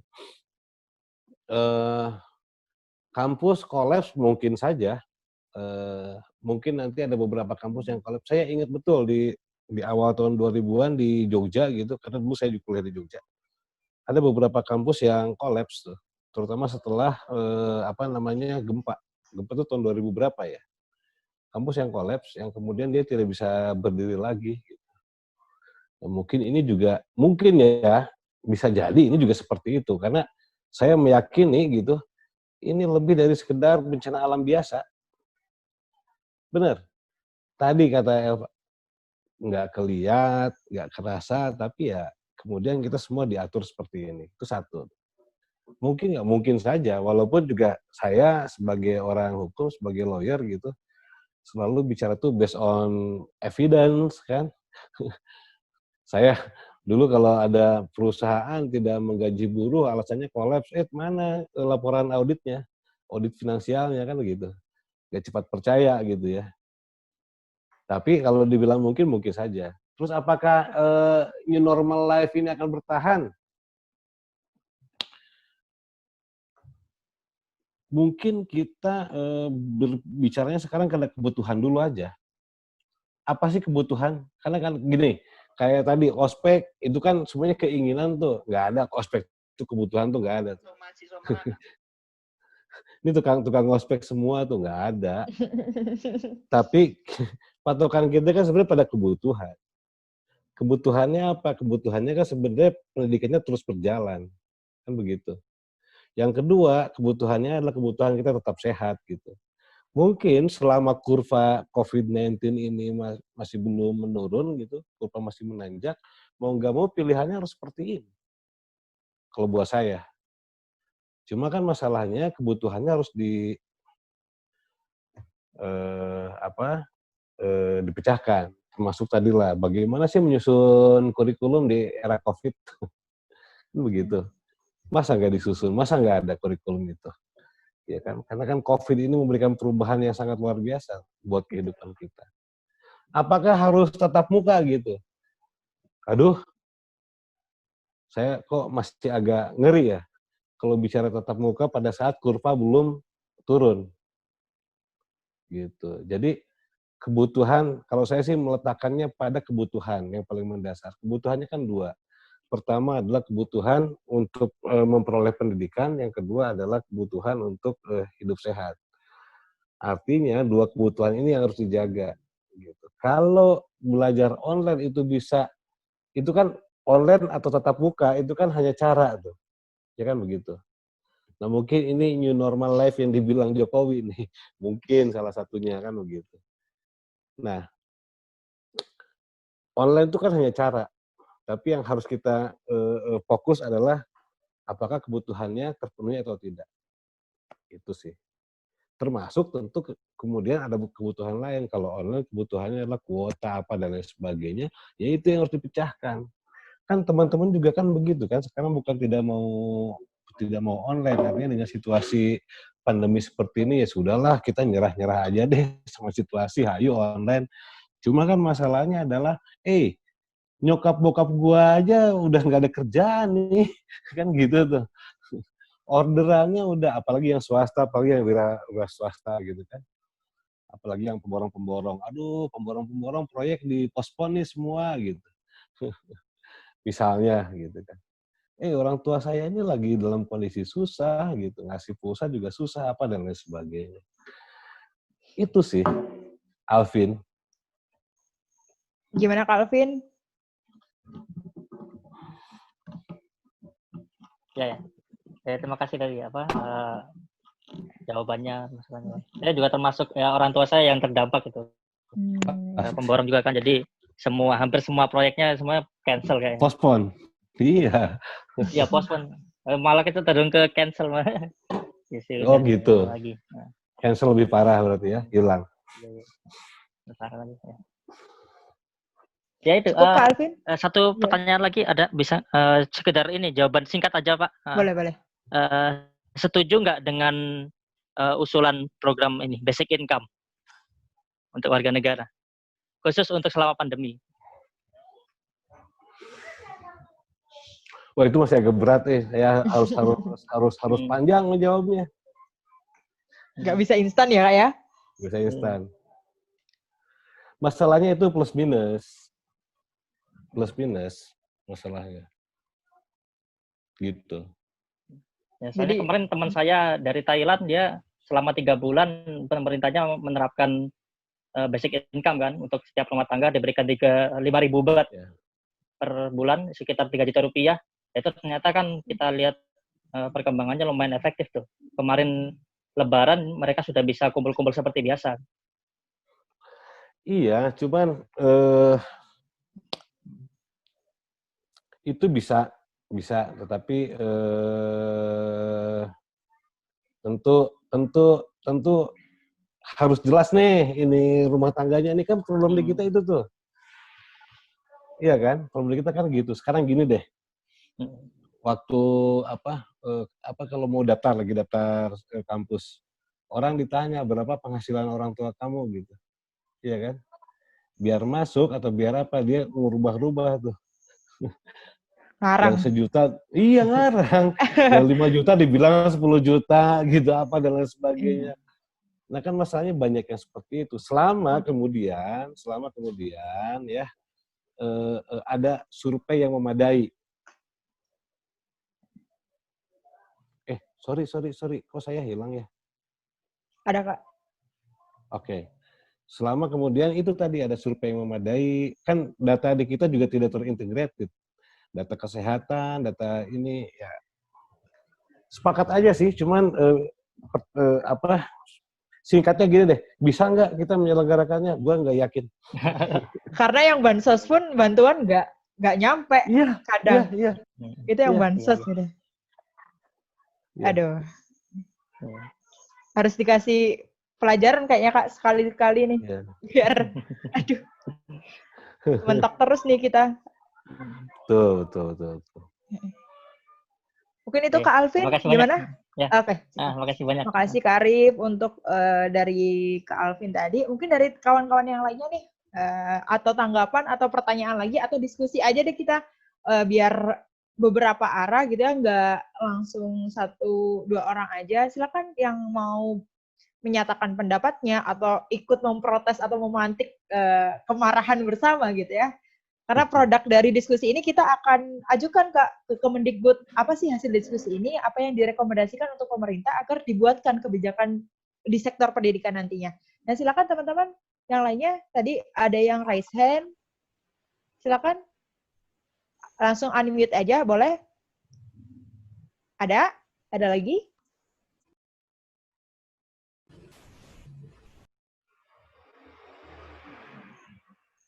Ada lagi yang lain yang ingin menyampaikan pendapatnya atau pertanyaan sambil menunggu yang lain langsung aja ya nanti. Nah Kak, ini perihal physical distancing atau peraturan-peraturan yang berlaku saat PSBB ya.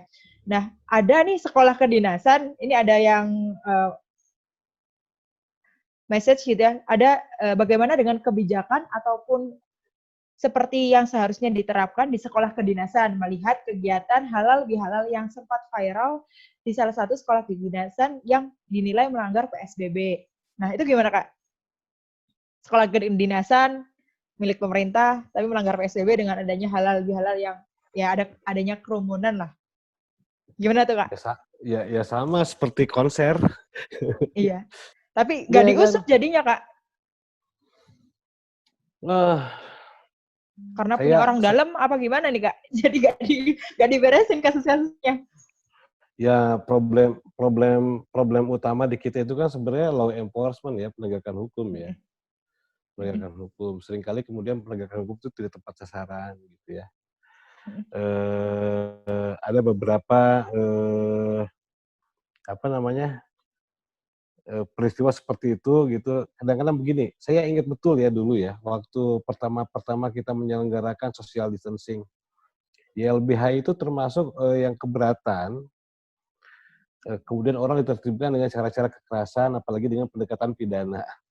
Karena dulu sempat ada ini dari polisi berkerumun, wah itu berarti melanggar perintah petugas, dikurung sekian kan gitu ya.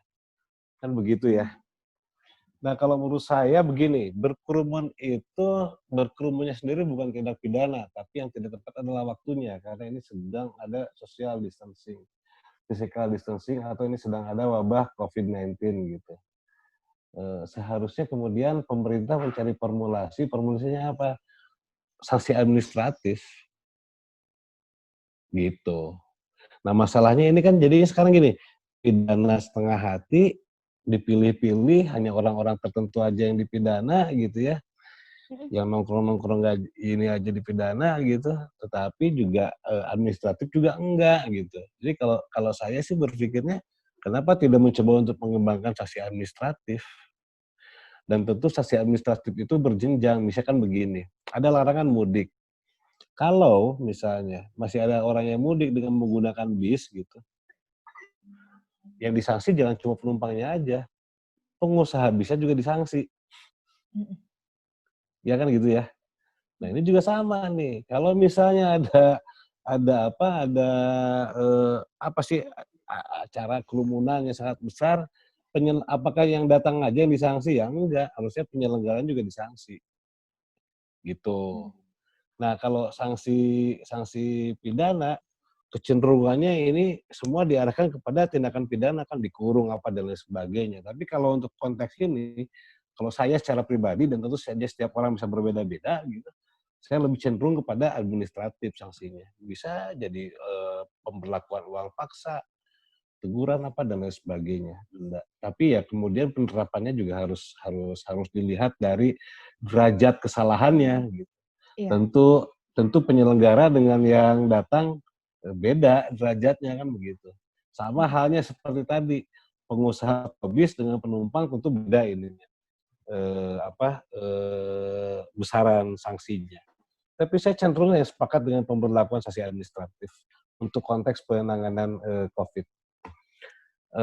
Kemarin ada dosen UGM mempresentasikan itu, saya kemudian sepakat karena waktu itu saya juga tidak sepakat dengan pendekatan pidana sih, gitu. Cuma secara teknis masih harus dibicarakan lah secara teknis itu. Iya.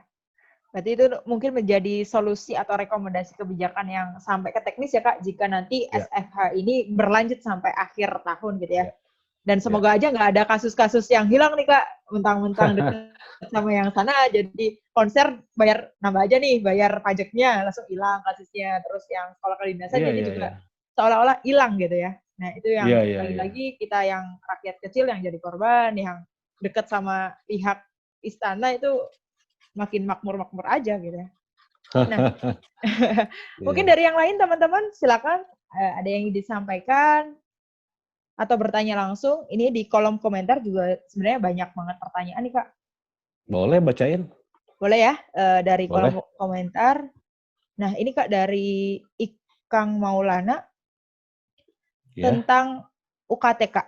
Karena UKT ini di tengah pandemi ini, atau SPP bagi siswa, UKT bagi teman-teman mahasiswa, BPP dan lain-lain, pembayaran lah ya, kita manggilnya pembayaran. Ini udah di tengah pandemi, harus bayar full, dan bahkan ada beberapa kampus atau sekolah yang tiba-tiba SPP atau UKT-nya dinaikkan, Kak. Nah, ini gimana nih? Kebijakan secara hukum, ini gimana kalau secara sosial udah nggak perikemanusiaan gitu ya, tapi secara hukum gimana nih Kak?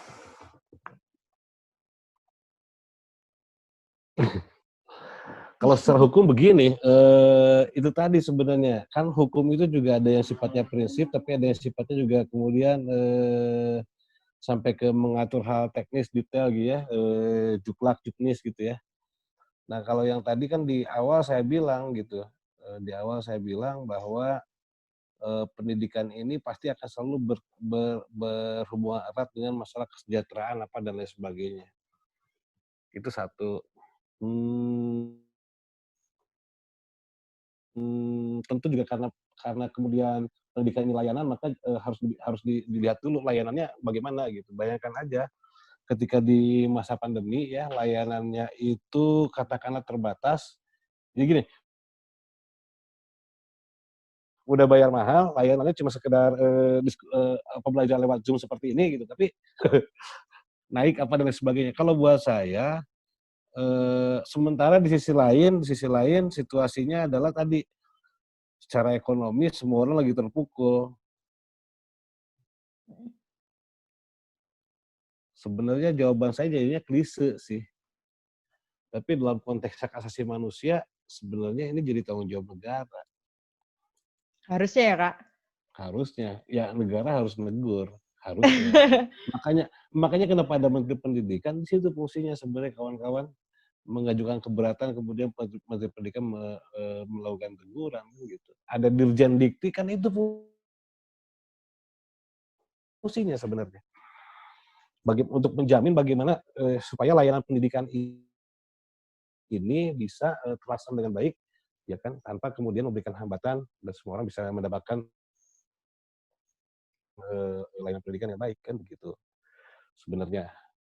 Jadi kalau bicara misalnya ke jalur administrasi, ya itulah ada menteri, itulah ada Dirjen Dikti kalau buat saya. Gitu. Di antaranya untuk memastikan ya kan ini terjadi, bukan untuk memastikan supaya anggaran-anggaran pendidikan bisa dimainkan gitu ya. Nah, itu Kak. Aduh.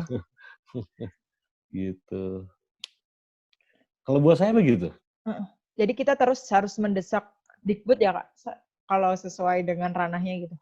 Mau tidak mau ya, ada Dirjen Dikti kalau untuk perguruan tinggi kan.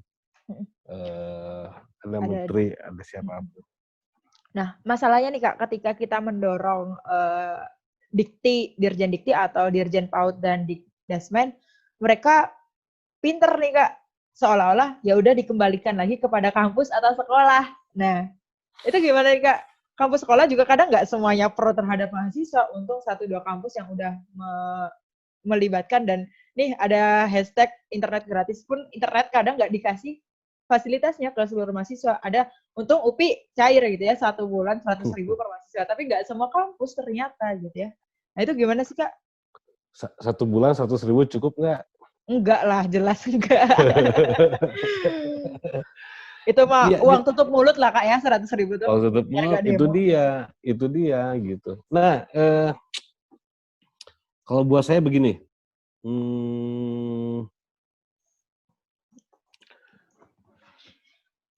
apa tadi istilahnya yang dipakai, kok saya jadi lupa istilah. UKT, SPP, gimana? Enggak, yang tadi pertanyaan kamu. Yang ya seolah-olah fasilitas ini kan nggak terfasilitasin oleh semua gitu. Lempar-lemparan lah ke rektor. Itu diserahkan ke rektor. Nah sekarang begini, rektor itu kan sebenarnya adalah dia diangkat jadi rektor, terus kemudian dia menjadi kepanjangan pemerintah dalam menyelenggarakan layanan publik. Ingat ya, pendidikan itu bagian dari layanan publik. Kuncinya itu, ya kan? Nah, karena rektor itu bagian dari pelayanan publik, maka end user-nya itu pasti adalah menteri. Kan begitu tahapannya tuh. Rektor, terus dikti, terus menteri gitu. Kalau dalam konteks hukum administrasi, ada yang disebut dengan banding administrasi atau administrative group. Jadi kebijakan-kebijakan rektor ini bisa kita ajukan keberatan kepada atasannya. Nah masalahnya kalau atasannya mengembalikan lagi ke rektor, berarti kan dia tidak mengambil keputusan atas keberatan warga negara. Gitu. Jadi kalau buat saya ada 2 tuh cara berpikirnya. Pertama, ini urusan layanan pendidikan, urusan layanan publik. Yang kedua, jalurnya begitu. Menteri itu bisa dibilang atasannya rektor. Jadi kalau kita mengajukan keberatan ke menteri, dibalikin lagi ke rektor, berarti sebetulnya ada 2 hal. Pertama, bisa jadi kemudian menteri tidak memiliki kekuatan sebenarnya untuk menertibkan rektor-rektor. Itu buat apa dia diangkat jadi menteri? Gitu. Kan memang kewenangannya ada di sana. Jadi saya sih nggak habis pikir ya kalau kemudian terlalu cuci tangan ya buat saya ya kalau menteri dengan mudahnya ngembaliin ke rektor gitu. Kalau buat saya memang mungkin ada beberapa hal yang itu bukan urusan menteri, tapi juga kalaupun itu bukan menteri yang ngurus kan ada dirjen, ada irjen di bawah menteri, kan begitu sebenarnya yang bisa menghandle hal-hal seperti ini. Iya. Gitu. Kalau enggak ya gugat aja, karena kan putusan rektor juga sebenarnya merupakan keputusan tata usaha negara. Bisa digugat di pengadilan tata usaha negara. Jadi sebenarnya ketika lembaga pendidikan tidak memberikan keringanan BPP, dari perspektif hukum itu bisa digugat, Kak? Bisa. Bisa ya. Ini teman-teman dari berapa kampus ya kita mendengar ya, bisa loh ya. Ayo kita segera siapkan amunisi gitu. Karena aduh ini Selama udah bentuknya kacau. SK ya, bentuknya SK ya, SK rektor ya. Mm-mm. Kalau Nah, itu bentuknya bukan SK susah.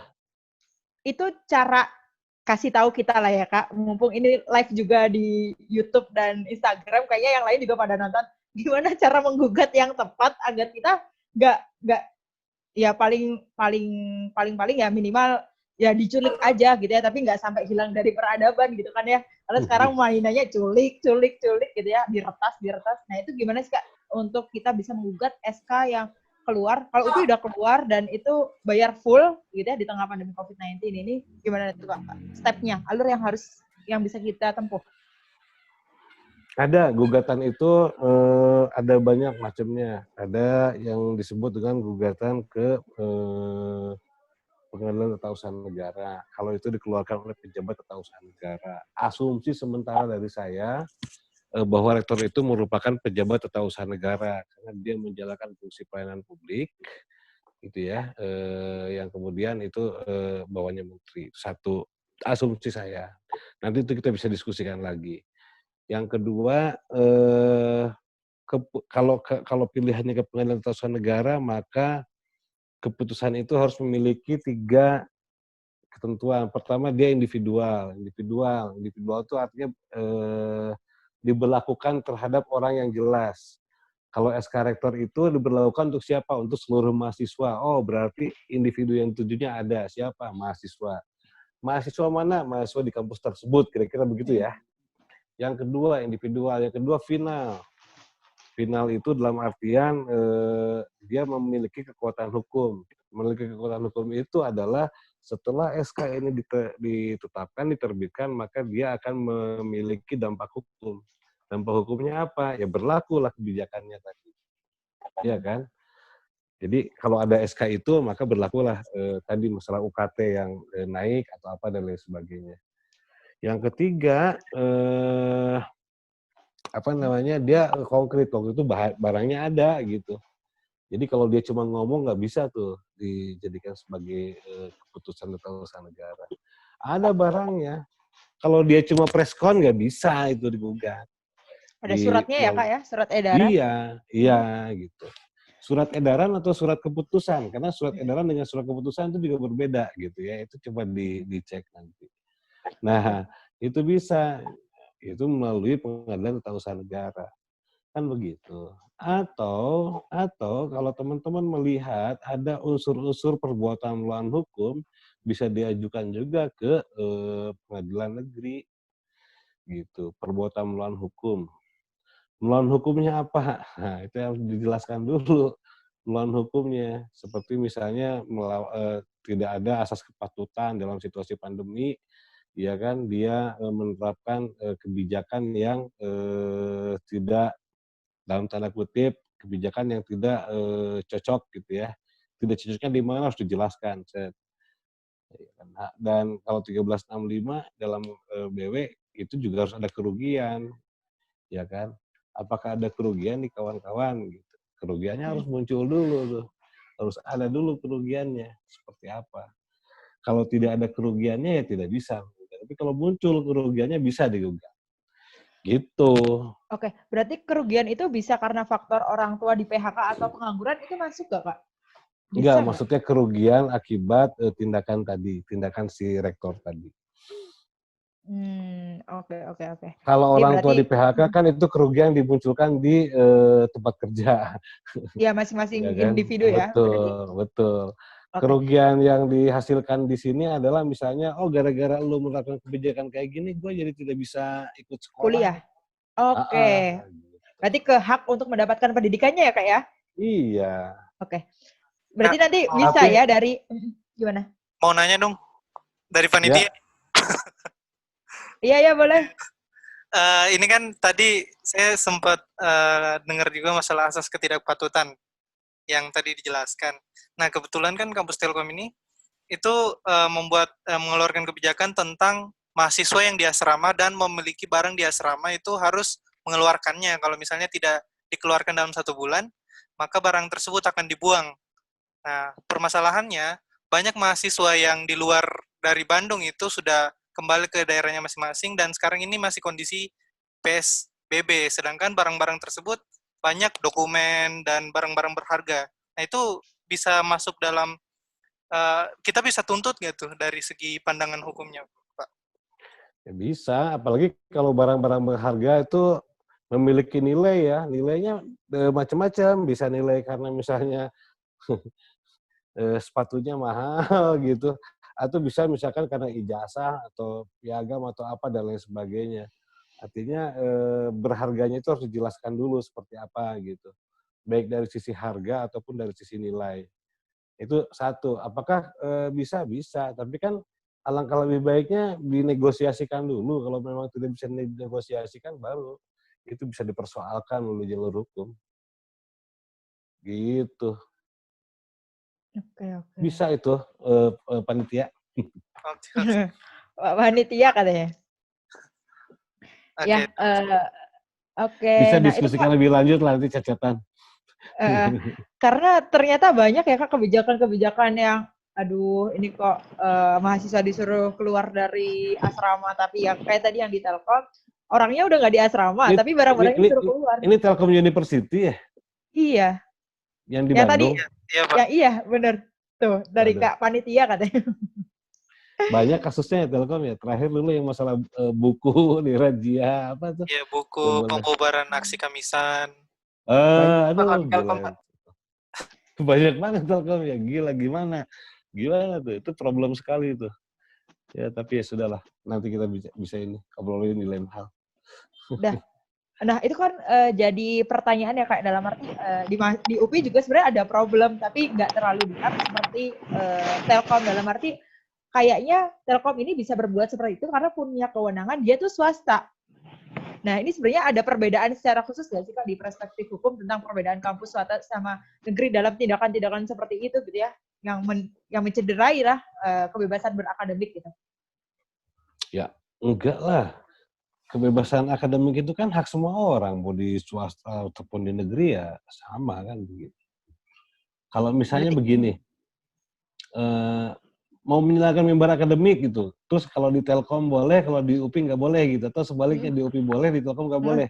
Karena apa? Karena negeri atau swasta? Ya enggak gitu. Namanya hak, apalagi hak asasi manusia itu sifatnya universal. Dimanapun dia berada, ya jangankan antara Telkom sama UPI, antara Indonesia sama Uganda aja harusnya sama kok. Indonesia sama Eskimo harusnya sama gitu. Iya. Kalau konteksnya itu menyangkut dengan hak ya. Hak-hak yang diatur dalam DUHAM, Deklarasi Umum Universal Hak Asasi Manusia. Gitu. Jadi kayak seolah-olah dari yang kemarin kita kolektif teman-teman mahasiswa di Bandung ya, kita ada kolektifnya, itu seolah-olah universitas swasta berlindung karena ya kita swasta punya kebijakan dari yayasan. Itu sih Kak yang sangat disayangkan, statement itu yang keluar gitu sih Kak. Iya, artinya kan kebijakan dari yayasan, mungkin swasta mengatur jadi lebih ketat apa dan lain sebagainya ya. Nah kayak gitu-gitu. Itu kan repot. Kayak gini deh, saya nggak tahu ya, dulu ada salah satu kampus di Bandung yang melarang mahasiswanya demo. Sekarang masih ada atau enggak tuh? Yang dicium kalau di UPI nggak boleh nyanyi lagu-lagu itu Kak saat demo. Nah kan kayak gitu kan kayak buruh tani itu dan adalah lain nggak boleh dinyanyi. Ya itu kan melanggar kebebasan hak berekspresi. Nah, iya kan, sebenarnya harus diancam kita Kak. Iya, salah satu kampus di Bandung. Dulu saya pernah di LBH Bandung. Dulu saya direktur LBH Bandung sebelum di LBHI. Dulu tuh ada satu kampus di Bandung saya nggak usah nyebut merek nama kampusnya ya, tapi di daerah Ciumbuleuit. Itu tidak boleh katanya aksi itu. Ada larangan aksi ke mahasiswanya. Itu kan sebenarnya ada pelanggaran hak atas kebebasan berekspresi dalam menyatakan pendapat di muka umum. Gitu. Oke, berarti tadi tentang kebebasan akademik, terus lalu pendapat ya Kak, mengungkapkan pendapat atau mengungkapkan ekspresi. Berarti sebenarnya ini bisa kita beresin gitu ya, tapi kadang-kadang kita oleh kedok-kedok mereka yang kadang, kamu nggak bisa ngelakuin hal itu atau kamu tidak bisa menuntut itu gitu Kak. Nah ini ada sangkut pautannya dengan kan kita bayar UKT nih Kak atau SOP selama masa pandemi ini. Nah itu kadang tadi nggak semua kampus, nggak semua siswa atau mahasiswa mendapatkan cashback pulsa minimal 100.000 atau 150.000. Nah, kita ketika menuntut untuk transparansi dana juga nggak dikasih. Nah, itu sebenarnya gimana sih, Kak? Sedangkan untuk transparansi keuangan seharusnya semua orang bisa mengakses hal tersebut sebagai laporan ke publik gitu, Kak. Gini, ada undang-undang keterbukaan informasi publik. Cek ya di undang-undang itu, undang-undang keterbukaan, saya lupa nomornya, tapi dulu menggeluti itu. Cek aja pasal berapa, 17 atau pasal berapa, itu ada satu pasal yang dia bilang bahwa, gini, di undang-undang itu sangat jelas mana informasi yang dikecualikan dan mana informasi yang tidak dikecualikan. Jadi kalau terbuka itu kan tidak dikecualikan. Kalau dikecualikan berarti dia memang berhak untuk tidak beri. Jadi kalau saya misalkan minta data ke UPI, saya minta data tentang pribadi Elva. Oh nggak bisa Pak, ini dikecualikan. Karena menurut Undang-Undang Keterbukaan Informasi, data pribadi itu termasuk yang dikecualikan. Ya, begitu. Jadi kalau saya minta data Elva, nggak bisa Pak, ini dikecualikan. Oke. Misalkan saya minta data misalnya ke BP POM, bagaimana formula obat ini? Oh nggak bisa, itu dikecualikan. Betul, karena yang menyangkut dengan karya cipta, formula apa segala macam itu dikecualikan. Ya. Nah di undang-undang itu, undang-undang keterbukaan informasi itu dijelaskan betul poin-poin apa saja, informasi apa saja yang dikecualikan. Coba baca deh Undang-Undang Keterbukaan Informasi. Pasalnya saya lupa, kalau tidak salah pasal 17. Pernah dengar Kak, pernah dengar. Iya kan? Nah, berarti, nah, artinya kalau teman-teman merasa bahwa informasi itu tidak dikecualikan, kalau tidak dikecualikan berarti kan bisa diakses ya oleh publik, apalagi kemudian teman-teman punya kapasitas sebagai mahasiswa gitu ya. Jadi secara legal standing, posisi kedudukan secara hukumnya kuat gitu. Ya, bisa mengajukan sebenarnya permohonan informasi, ya kan? Kalau misalkan tidak diberi, maka bisa diproses permohonan informasi di Komisi Informasi. Karena Komisi Informasi juga diantaranya adalah menyelesaikan sengketa-sengketa informasi. Ada sebelumnya sengketa informasi. Maksudnya kan kita tidak pernah mengurusnya sampai ke sengketa informasi gitu. Iya, berarti seharusnya bisa ya Kak, tapi ya tadi sering ketika kita mengatasnamakan mahasiswa, kita nggak dikasih akses, dalam arti ya kalian ini nggak berhak untuk mendapatkan akses informasi keterbukaan masalah transparansi dana, tapi ketika kita harus menggugat sebagai masyarakat atau masyarakat sipil, itu bisa katanya Kak, tapi ribetnya minta ampun. Iya, memang salah satu kelebihannya setelah ini diatur menjadi satu proses adjudikasi oleh pemerintah melalui Komisi Informasi, jadinya ribet. Ya kan, itu satu. Apalagi begini deh. Salah satu problem demokrasi di Indonesia itu kan sebenarnya adalah keterbukaan informasi. Orang sering diminta untuk berpartisipasi, tetapi begini, bagaimana orang bisa berpartisipasi kalau dia tidak punya informasi yang memadai, gitu. Padahal informasi itu akan menentukan level partisipasi. Jadi kalau kamu punya informasi yang memadai, maka partisipasi kamu itu akan tepat. Tapi kalau kamu tidak punya informasi, bisa jadi kemudian yang kamu bilang fitnah, kan begitu. Misalkan begini. Kamu punya informasi tentang penggunaan dana di kampus UPI misalnya. Karena kamu punya informasi, maka kamu akan tepat tuh menganalisanya. Oh gitu. Kamu bilang bahwa ini terjadi sejumlah uang yang tidak bisa dipertanggungjawabkan sebesar sekian. Enak tuh didiskusikannya karena ada bahan. Tapi bayangkan, jika kita tidak punya informasi, kita ngobrol, terjadi penggelapan di UPI, maka jadinya adalah fitnah. Iya, karena nggak ada bukti ya Kak. Kan ada bukti. Sebenarnya kalau orang itu mau mencari kebaikan gitu, kasih aja supaya tidak jadi fitnah. Kan fitnah lebih kejam dari pembunuhan. Iya betul, sepakat. Iya, kasih aja supaya kemudian ada interaksi, ada diskusi dan lain sebagainya. Gitu. Iya. Wah, adalah ini baca undang-undang keterbukaan informasinya. Siap. Nanti berarti dari Yayasan LBHI siap membantu kita ya Kak, sebelaku mahasiswa atau siswa untuk menyelesaikan lah problematika yang aduh Teman- makin ngawur aja ini. teman-teman bisa berdiskusi dengan kantor-kantor kita. Jadi kita punya kantor di 16 kota. Ya, jadi kalau teman-teman yang di sini di Medan ada tuh di Jalan Hindu, terus kemudian di Padang ada di Jalan Pekanbaru. Kalau ada yang dari Padang ya, di Lampung ada, di Palembang ada, di Aceh ada, terus di mana yang belum disebut ya? Pokoknya ada 6 kota Bandung. tuh di Jakarta ada, di Bandung ada, di Semarang ada, di Jogja ada, di Surabaya ada, di Bali ada, di Makassar ada, di Manado ada, di Papua ada. Sekarang sudah ada juga di Palangkaraya dan sedang dibangun di Kalimantan Timur di Samarinda. Jadi silakan berkomunikasi dengan kantor-kantor kami kalau ingin berdiskusi tentang keterbukaan informasi. Wah, siap, mantap sekali gitu ya, Kak. Mungkin ini Bilang aja. pertanyaan siap. Pertanyaan terakhir ya, Kak ya. Ini ada pertanyaan ini sebenarnya dari saya dan teman-teman gitu.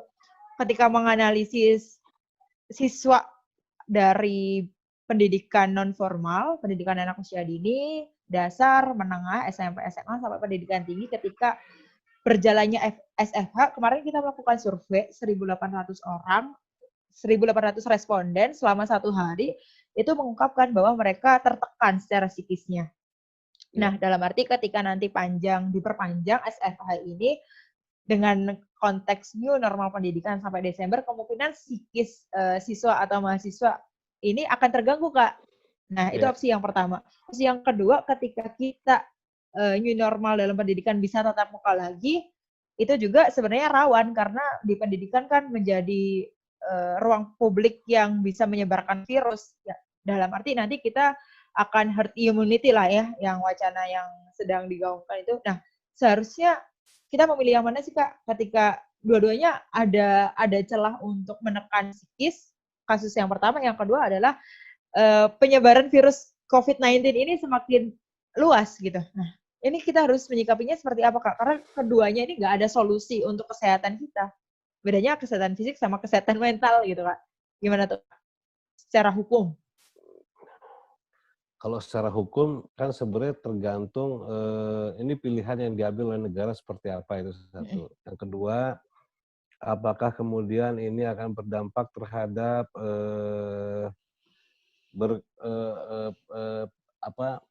hilangnya pemenuhan hak gitu atau tidak. Kalau berdampak terhadap hilangnya pemenuhan hak, ini problem kan begitu. Iya kan? Tetapi kalau bicara yang tadi itu, kalau buat saya begini, problem terbesar di masa pandemi itu kan diantaranya adalah masalah psikologi gitu ya. Baik itu yang kuliah ataupun yang nggak kuliah, yang di rumah ataupun yang bekerja, semua punya problem psikologis. Betul. Yang di rumah aja pun gitu tidak aman-aman aja juga. Dia di rumah juga ngerasa terkurung. Yang keluar juga was-was dan lain sebagainya. Jadi ada problem psikologis. Tapi kan problem psikologis itu kalah dengan problem perut. Ya. Suatu saat saya pernah lihat satu tayangan, misalnya ketika dulu di Tegal diberlakukan lockdown pertama tuh. Ya kan, lockdown di Tegal, terus kemudian pada titik tertentu orang pada keluar. Karena apa? Karena dia juga nggak bisa diam di rumah, nggak bekerja, tapi kemudian nggak ada kepastian dia besok mau masak apa, bertahan hidup seperti apa. Gitu. Jadi jangan sampai begini, keluar dia kena corona, di rumah juga dia kelaparan. Jadi jangan sampai kemudian angka kematian di Indonesia itu antara orang yang mati kelaparan dengan orang yang mati karena COVID-19 itu sama gitu. Nah. Itu satu hal. Nah, jadi kalau buat saya dalam situasi seperti ini banyak sekali orang yang mungkin terkena psikotraumatik ya. Itu banyak sekali yang mungkin terkena itu. Untuk mahasiswa juga sama, apalagi mahasiswa ini banyak tugas dan lain sebagainya. Apalagi anak SMA, saya juga kadang-kadang kasihan lihat anak SMP, anak saya gitu, dia tidak berinteraksi dengan teman-teman dan lain sebagainya. Padahal sebenarnya masa-masa mereka itu kan masa-masa bermain, ketemu teman sebaya dan lain sebagainya. Sekarang enggak tuh. Nah, itu juga jadi satu problem yang itu akan menimbulkan hal-hal psikologis. Jadi sebenarnya sekolah tuh harus nyediain juga tuh.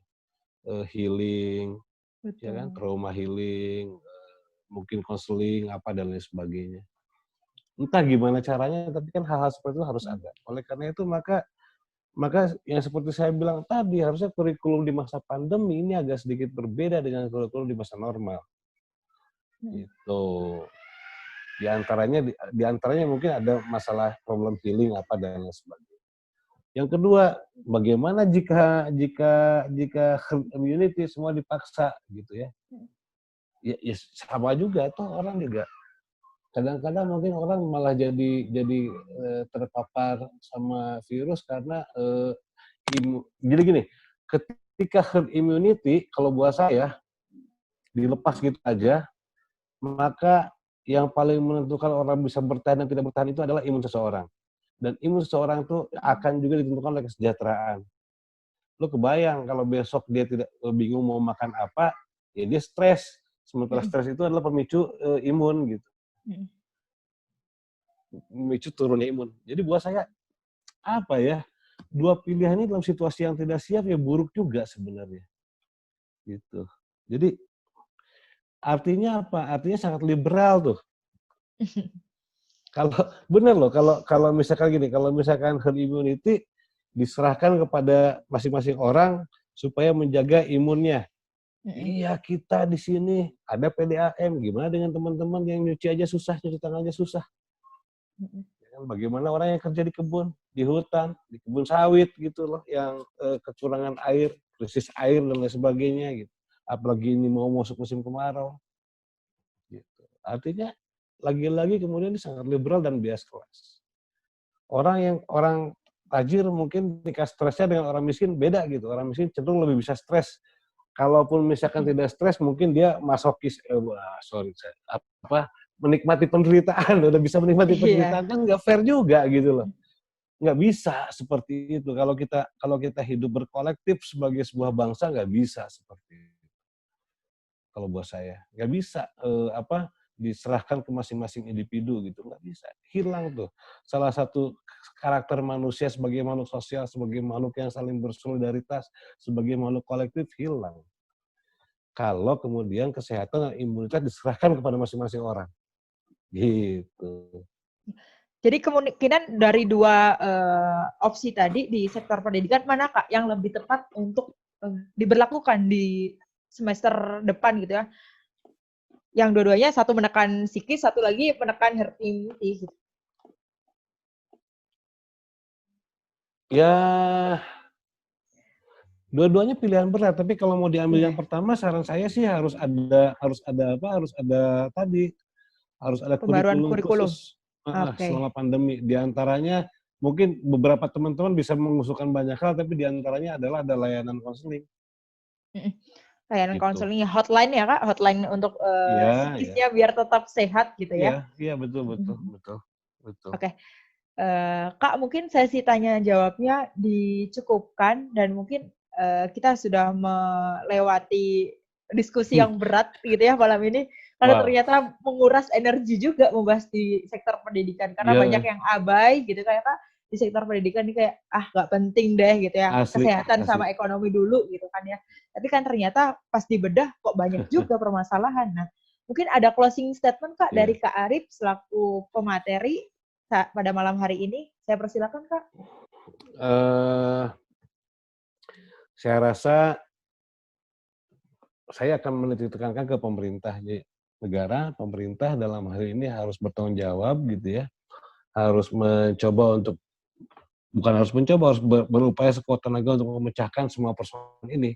Karena bagaimanapun juga, walaupun tadi saya ditanya sama Elva mana yang lebih penting, terus saya berpikiran yang paling penting adalah menyelamatkan nyawa, tapi bukan berarti pendidikan jadi tidak penting, tetap aja pendidikan penting, karena bagaimanapun juga masa depan bangsa itu ya ada di situ gitu. Ya kan, oleh karena itu maka harus lebih serius sebenarnya memikirkan masalah pendidikan. Jangan sampai kemudian ada orang kehilangan haknya untuk mendapatkan atau untuk mengenyam pendidikan yang lebih baik. Jangan sampai ada orang yang kehilangan haknya untuk mendapatkan layanan atas pendidikan. Jadi karena ini adalah bagian layanan publik terhadap anak bangsa yang mungkin ke depan akan menjadi generasi penerus, akan jadi anak zaman gitu, maka sesungguhnya negara harus lebih serius mengurus ini. Itu Oke. aja. Terima kasih Kak Arif. Mungkin saya simpulkan sedikit gitu ya. Sama-sama. Perihal pendidikan ini sebenarnya jangan buat masyarakat untuk memilih gitu ya, mana yang harus diselamatkan terlebih dahulu, kesehatan, ekonomi, atau pendidikan, karena semuanya lagi-lagi tadi mengutip dari pemateri kita, ya sama aja adu domba mana yang lahir duluan, telur atau ayam gitu ya. Kondisi saat ini fasilitas tidak merata, ekonomi sedang tidak baik-baik aja, kesehatan pun tidak menjadi prioritas utama, pendidikan pun terasa diabaikan. Harapannya kepada seluruh peserta malam ini gitu ya, kita sudah aware karena diskusi malam ini luar biasa sekali dengan pemateri yang luar biasa, teman-teman yang cukup aktif dalam diskusi ini, kita terus mengawal ini. Insya Allah nanti dari LBHI siap mendorong kita, siap membantu kita, dan harapannya lekas selesai, lekas pulih pandemi ini agar kita bisa bertatap muka dan hangatkan di depan gedung istana lagi gitu. Mungkin dari saya Kak, Ya. saya ucapkan terima kasih Kak sekali lagi untuk Kak Arif yang luar biasa Sama-sama. sekali, dan untuk teman-teman panitia dan teman-teman peserta saya akhiri. Terima kasih. Wassalamualaikum warahmatullahi wabarakatuh. Waalaikumsalam warahmatullahi wabarakatuh.